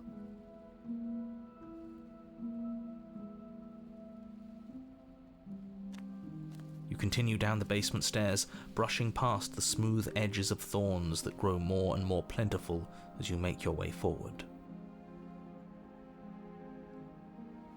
You step out into what was once a vast open cavern, now overrun by briars and prickles and thistles, the space thick with hostile vegetation.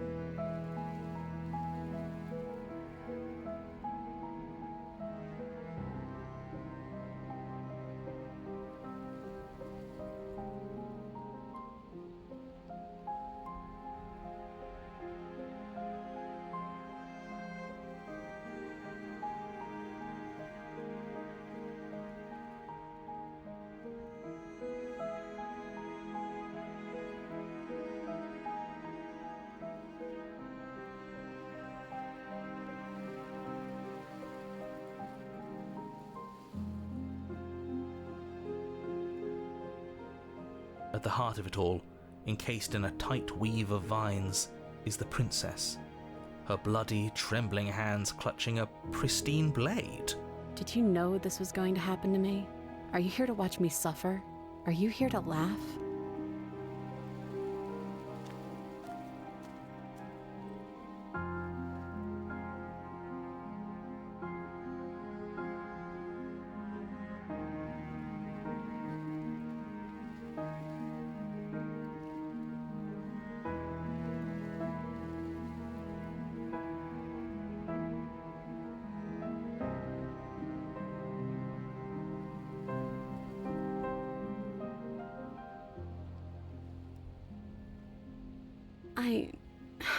I want to trust you. Her grip tightens on the blade. But you're hiding something, aren't you? Why would you help me if you weren't helping yourself?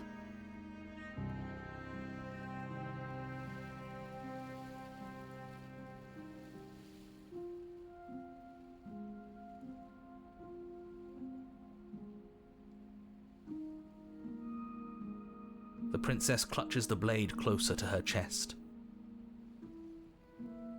That sounds nice. I'm so tired of the bad blood between us. But it's hard to let it go. You've hurt me. Her eyes dart away from yours for a brief moment. And I've also hurt you.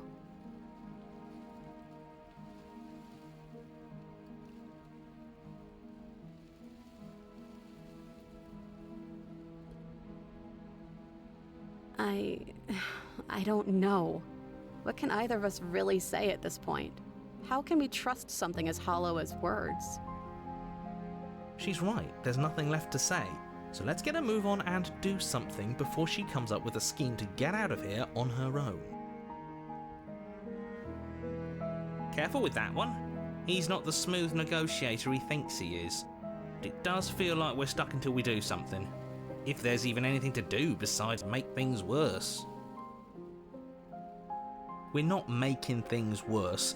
I think she wants to trust us.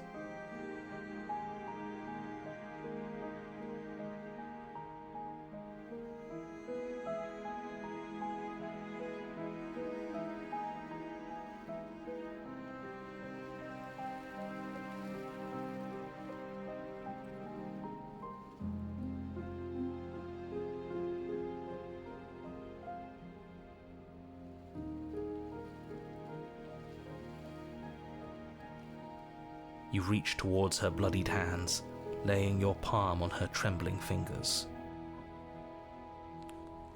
For a moment, she clutches it even tighter, her knuckles going white with the effort. But then the tension fades. Her grip finally loosens and she allows you to take the weapon. You carefully pull it free from the thorns, though they scrape at your skin, leaving red trickles of fresh blood all along your arms. I'll be damned. She really gave it to us. It feels like it's been so long since we've held real power in our hands. I wonder what we should do with it. We free her, obviously. It's the right thing to do. I think you're right. She's as much a victim in all of this as we've been. Besides, it would really stick it to him to free her. Or, hear me out, we slay her, right here, right now. She's never been so helpless, and if we don't take advantage of that, we may never get another chance. That sounds like a splendid idea. You should listen to him. We've all said our piece. Now it's time to make our move. It's 2 against 1. It's 2 against 2. You don't count. And why shouldn't he count? Because he's clearly not one of us. That doesn't matter. He's been with us the whole time. He should get a say. So, did you mean it? Or was I a fool to hand my life to you?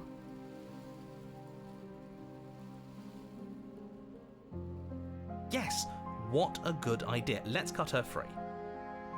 Oh, so you're suddenly team free her? You can't just switch sides as soon as we make a decision. I can do whatever I want, and I believe with my whole heart that this is the right course of action. Let's free this princess.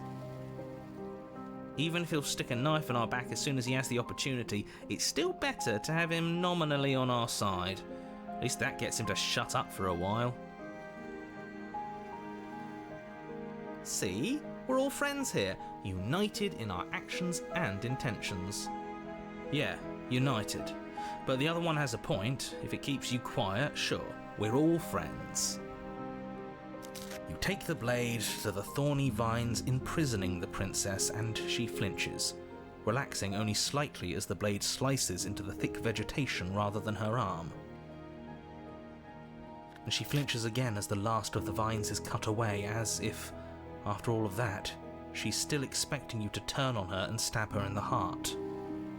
But you're not going to do that, are you?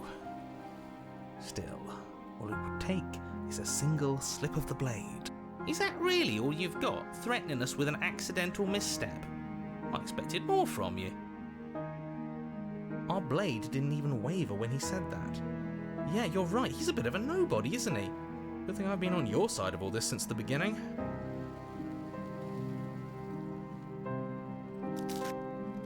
The princess falls into your arms, tears streaking down her cheeks. I can't believe you're making me describe this. I hate you.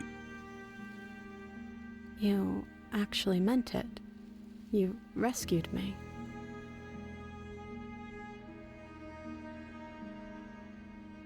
She smiles, her hand slipping into yours, and the two of you rush to the basement stairs. Shameful, really, that the same thorns that so graciously allowed you downstairs are now blocking your only way out. You're getting desperate, aren't you? Even more proof that you can't actually do anything to stop us. We cut through those other vines just fine. They're only thorns. I'm not afraid of getting a few scrapes. I'm not even sure we need to do any cutting. We can just move them out of the way. What a pathetic showing, really. A few pointy sticks can't keep us down here. We're both meant for so much more than this.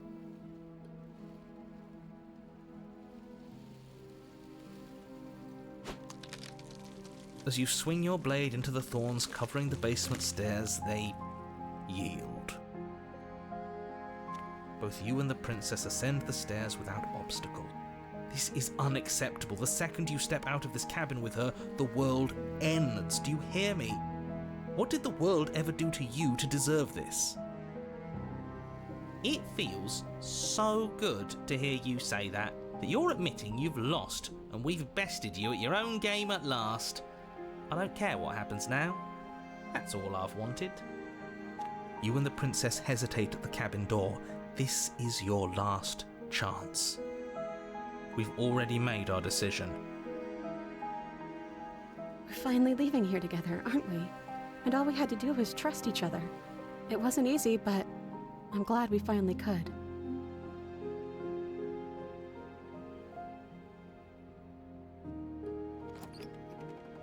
Hands clasped, the two of you open the door and step out into a new day, you irredeemable murderers.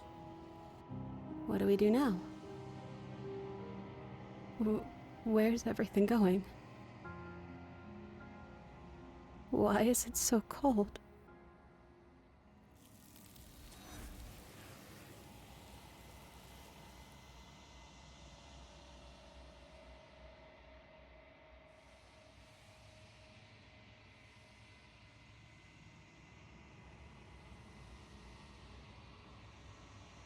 She's gone. Where did she go? Should we try and find her? And there's that mirror again. Why is it here? Why now?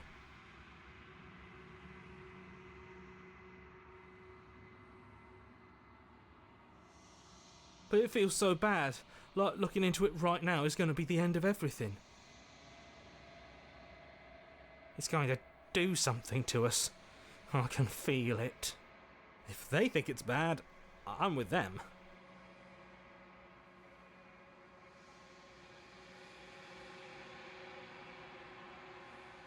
What is that supposed to mean? Whatever awful thing I felt before, it feels so much worse now. You better watch your back. You can't get rid of me that easy. So you're the real puppet master here? Can't believe I tried to help you.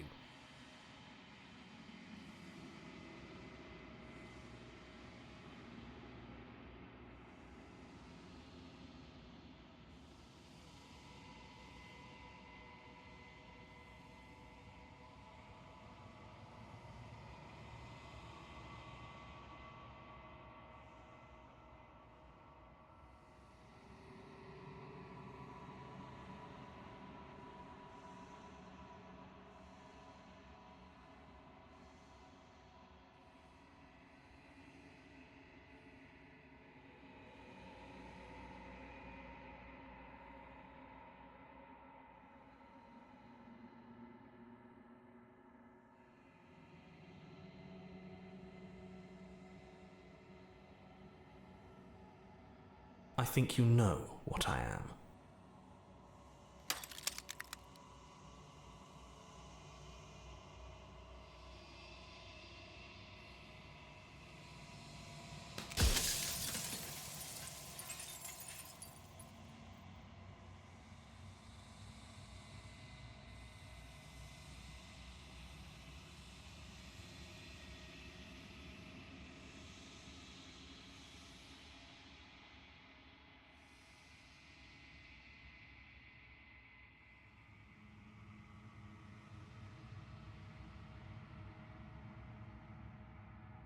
The narrator. Yes. I suppose that's my job, isn't it? You needed help, after all. An objective voice to guide your blade. But you were never supposed to see me. I wonder how many worlds you've damned to extinction to fall this far.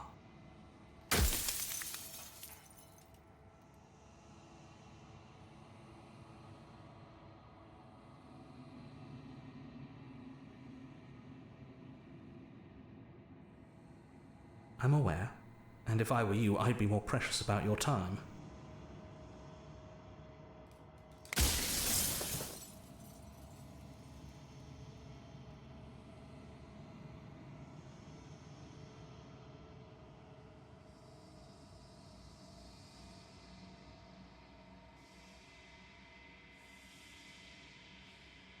I'm an echo, likely one of many.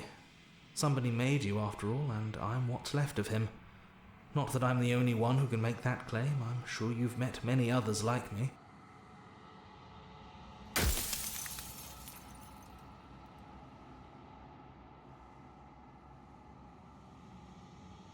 Of course, that is by both necessity and design.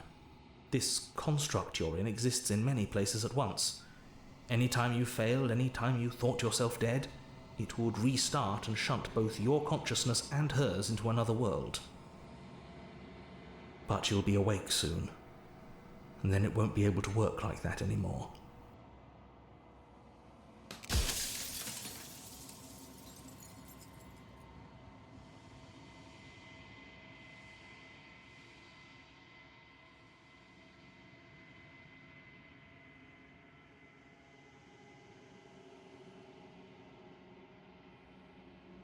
Any other version of me you talked to was just that, a version of me. It wasn't me. As to why they lied, perhaps they thought that admitting to it would have pushed you to certain realizations that would have made finishing your task impossible. Maybe they were just in denial. I'm sure many of them were convinced that they had to be the first version of them you'd encountered. Anything else would have been too existentially unpleasant. And for all I know, each of those other versions of me could have had entirely different understandings of how this construct works. Who's to say which of them are right and which of them are wrong, really? Except for me, I can tell you for a fact that I'm right.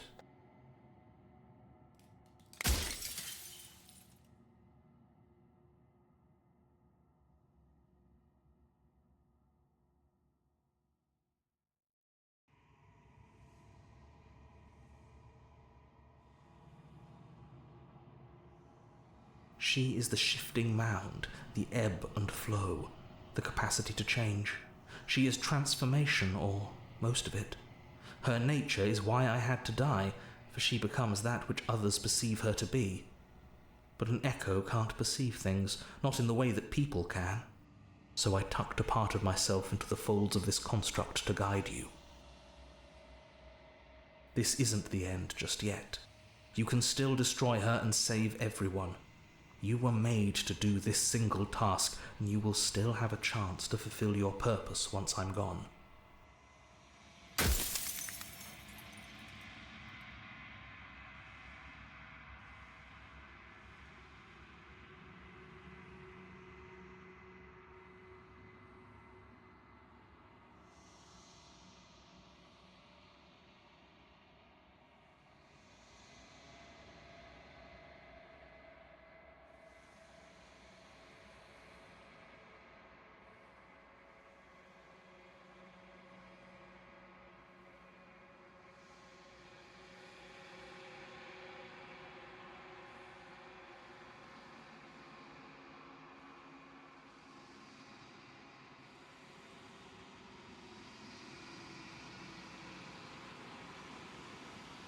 You're the long quiet, the god I made to rid the world of death.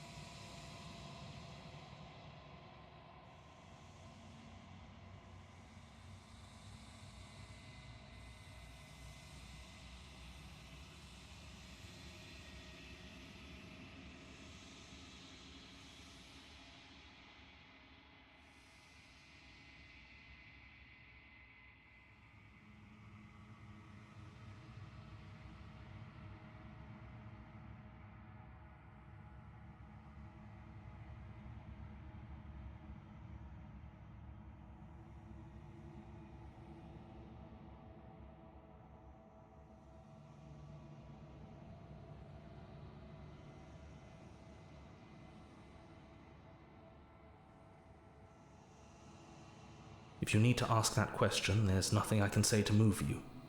You haven't died. You cannot die. So you cannot grasp the abject horror of dying.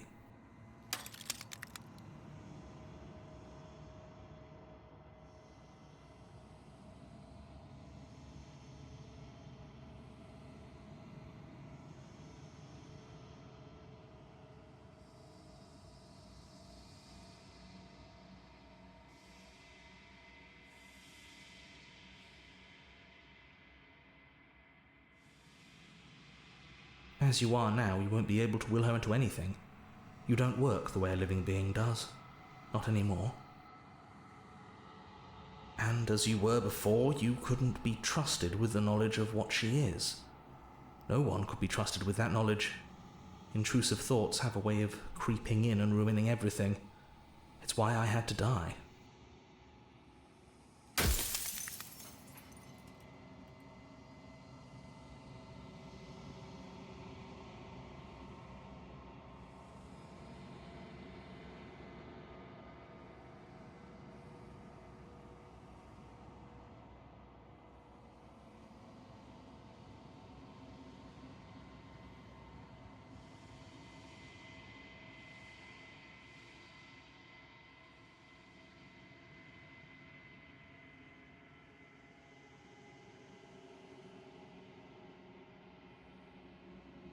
With some amount of difficulty. But you're an abstract concept yourself. It would have been preferable if you had destroyed her within the confines of the construct, but when I shaped the two of you, I made sure that you were strong enough to see things through.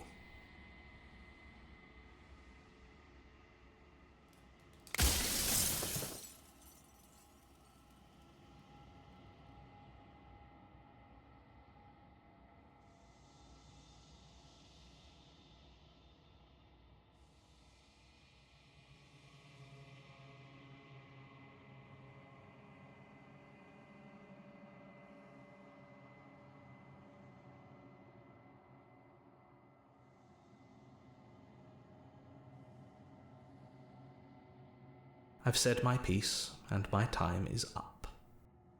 It's like I said, I'm just an echo, and echoes always fade away. You know what you have to do.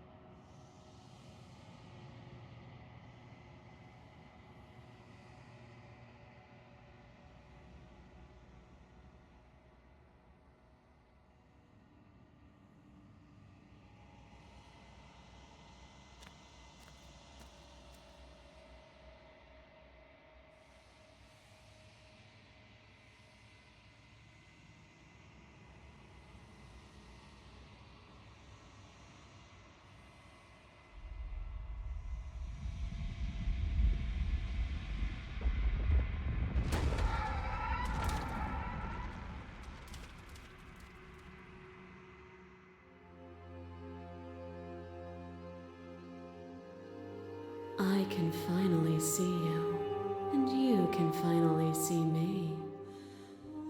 It's been so long, and my heart has ached for this moment. I've missed you dearly.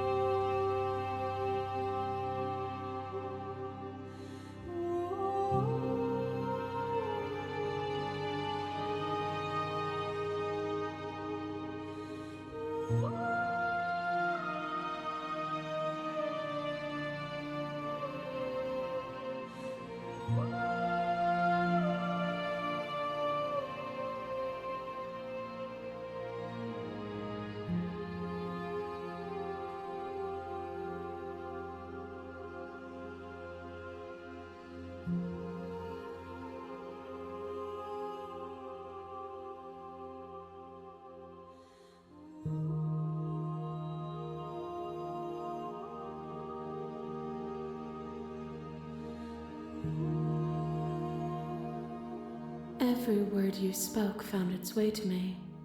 I know him, and I know his construct. He was deluded by his fear of death. Pay him no mind.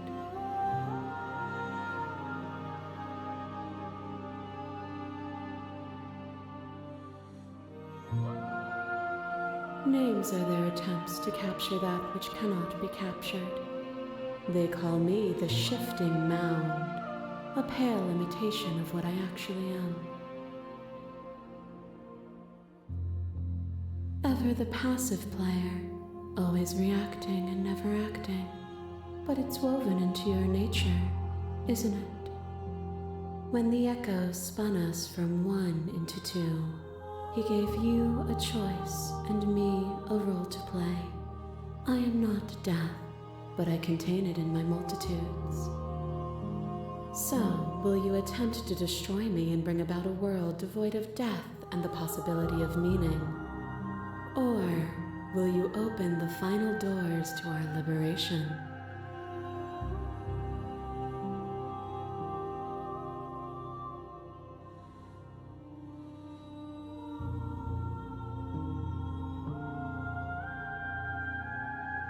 Even as your eyes begin to open, you still hold on to the notions of is and is not, of beginning and end, pitch black islands in the blinding light of the infinite.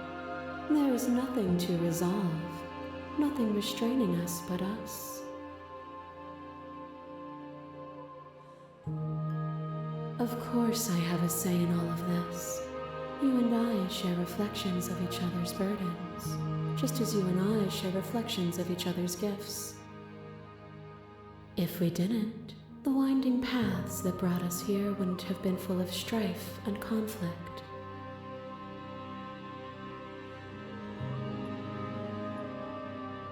My very nature is paradox, as is yours.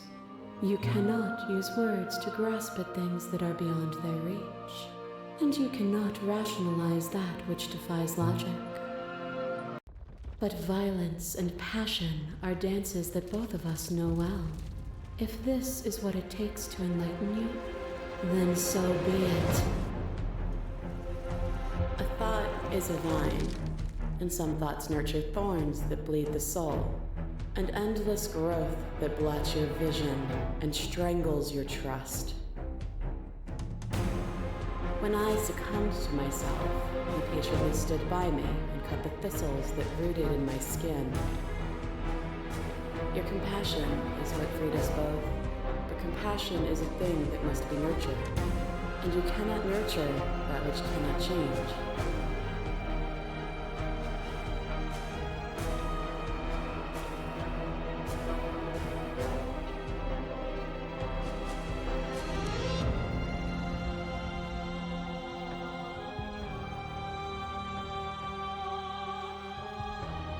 Then help me again.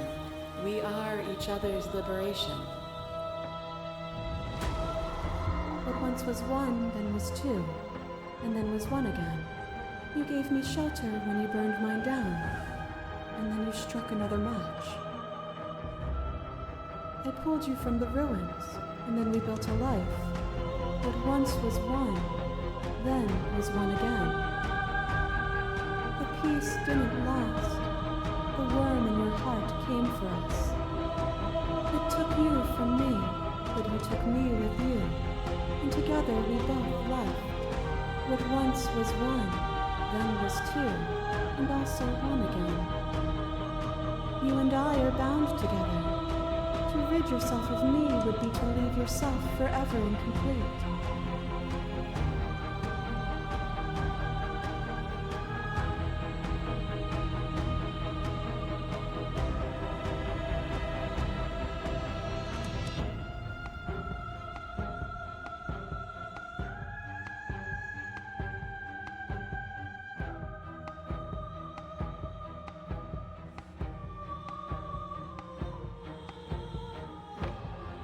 Then leave with me.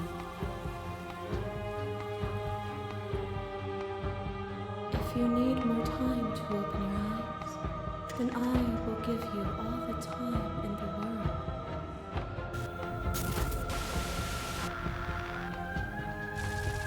There are few things more terrifying than one's own heart, and there is almost nothing more terrifying than sharing it with another. But the most terrifying thing of all is to leave one's heart unshared.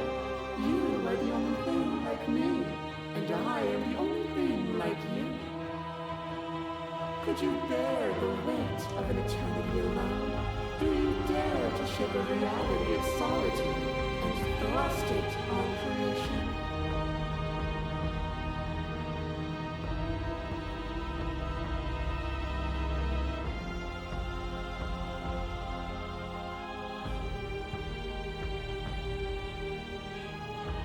I am aware of what it did to you, but it is through the pain of vulnerability that we heal.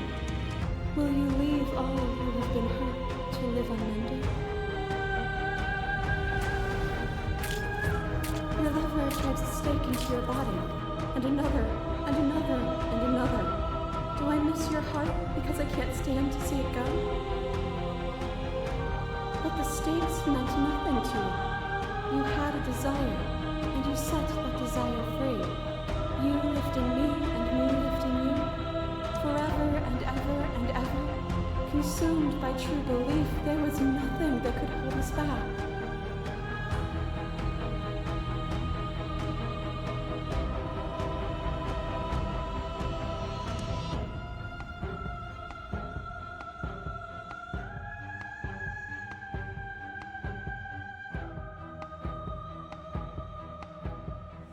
Have you? Or is what you think of as independence merely an illusion? Without me, you can have no contrast. And without contrast, you have no shape. A boundless torrent of blades cut you from boundless angles. You are a body. You are gory ribbons.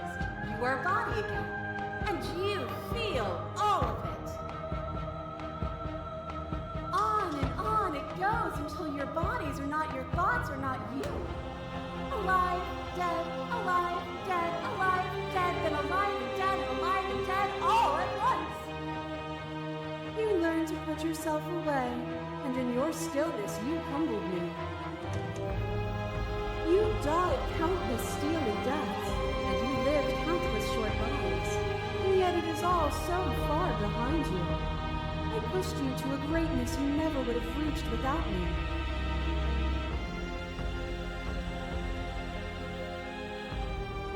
You speak of me as if I am a ghost, but I am right in front of you.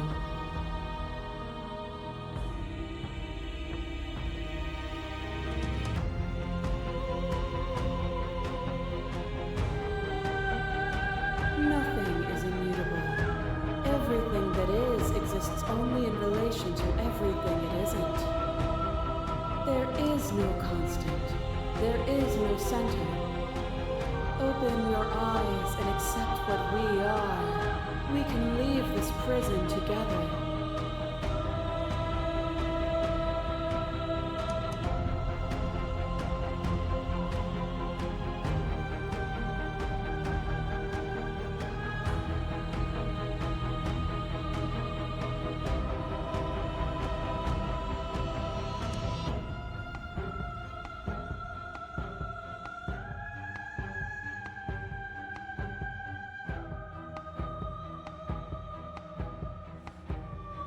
There is no something else. This, what we are, is everything. Whatever you're trying to do right now, you don't have to do it alone.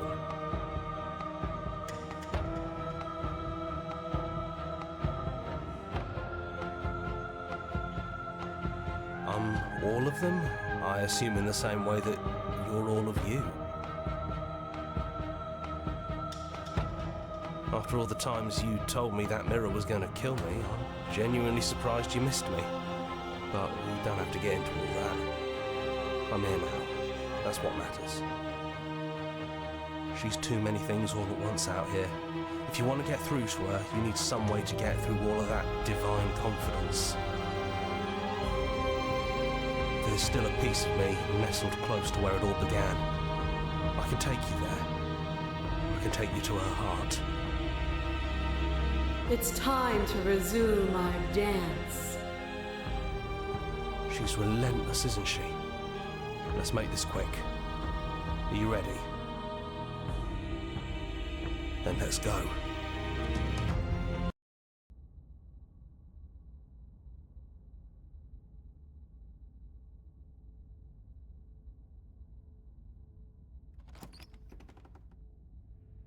And here we are. I'd say we were back where it all started, but I guess it's a little after that, isn't it? Do you need me to describe things?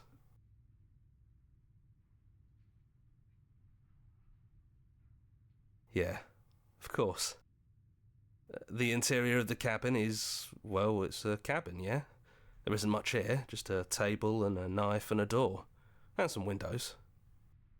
There's no mirror, either. I think you broke it. And I know you're still trying to find some middle ground, but if things go south, we're going to need that blade.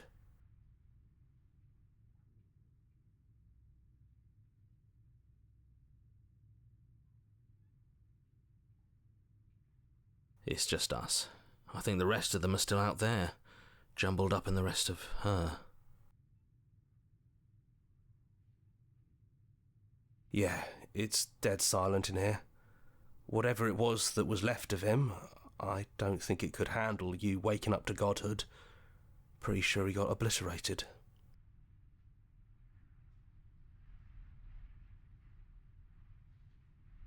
Yeah, it's complicated.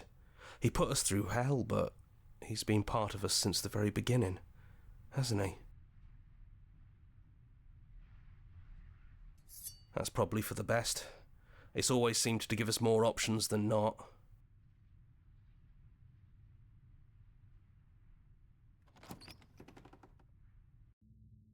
The stairs. Do you remember the first time we were here? The first time we heard her voice? Have you figured out what you want to do yet, or are you going to keep trying to find a center that doesn't exist? It sounded just like that. A little sharp, a little menacing. Only she didn't know us.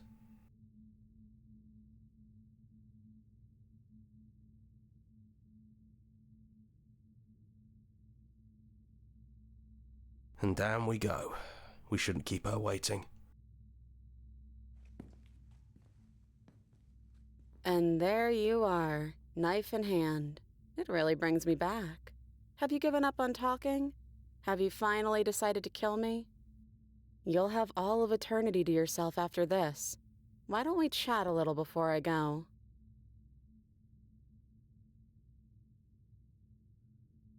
So this is it then. Let's see this through. So, that's how it is. Whatever world you want to build without me, I hope it works out.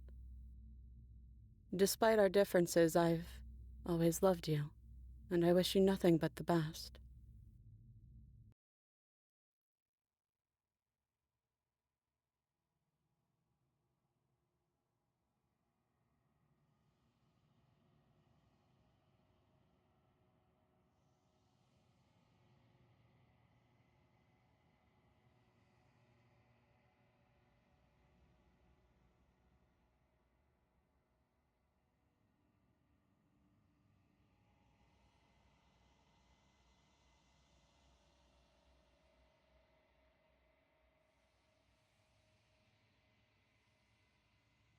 She's gone.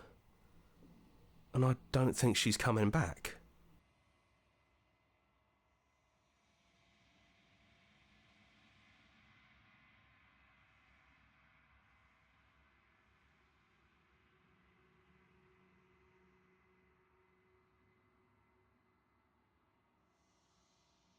Is that a metaphor, or are you being literal?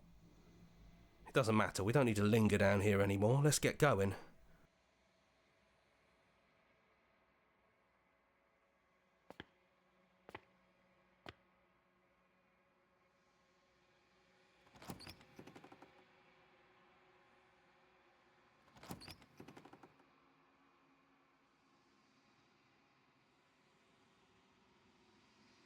It's quiet here.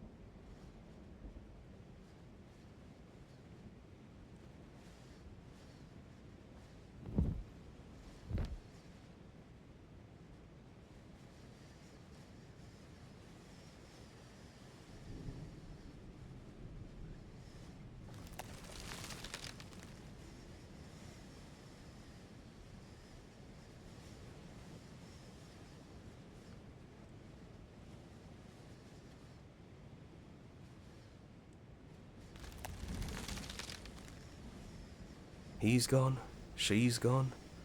No one is left to trap us here but us.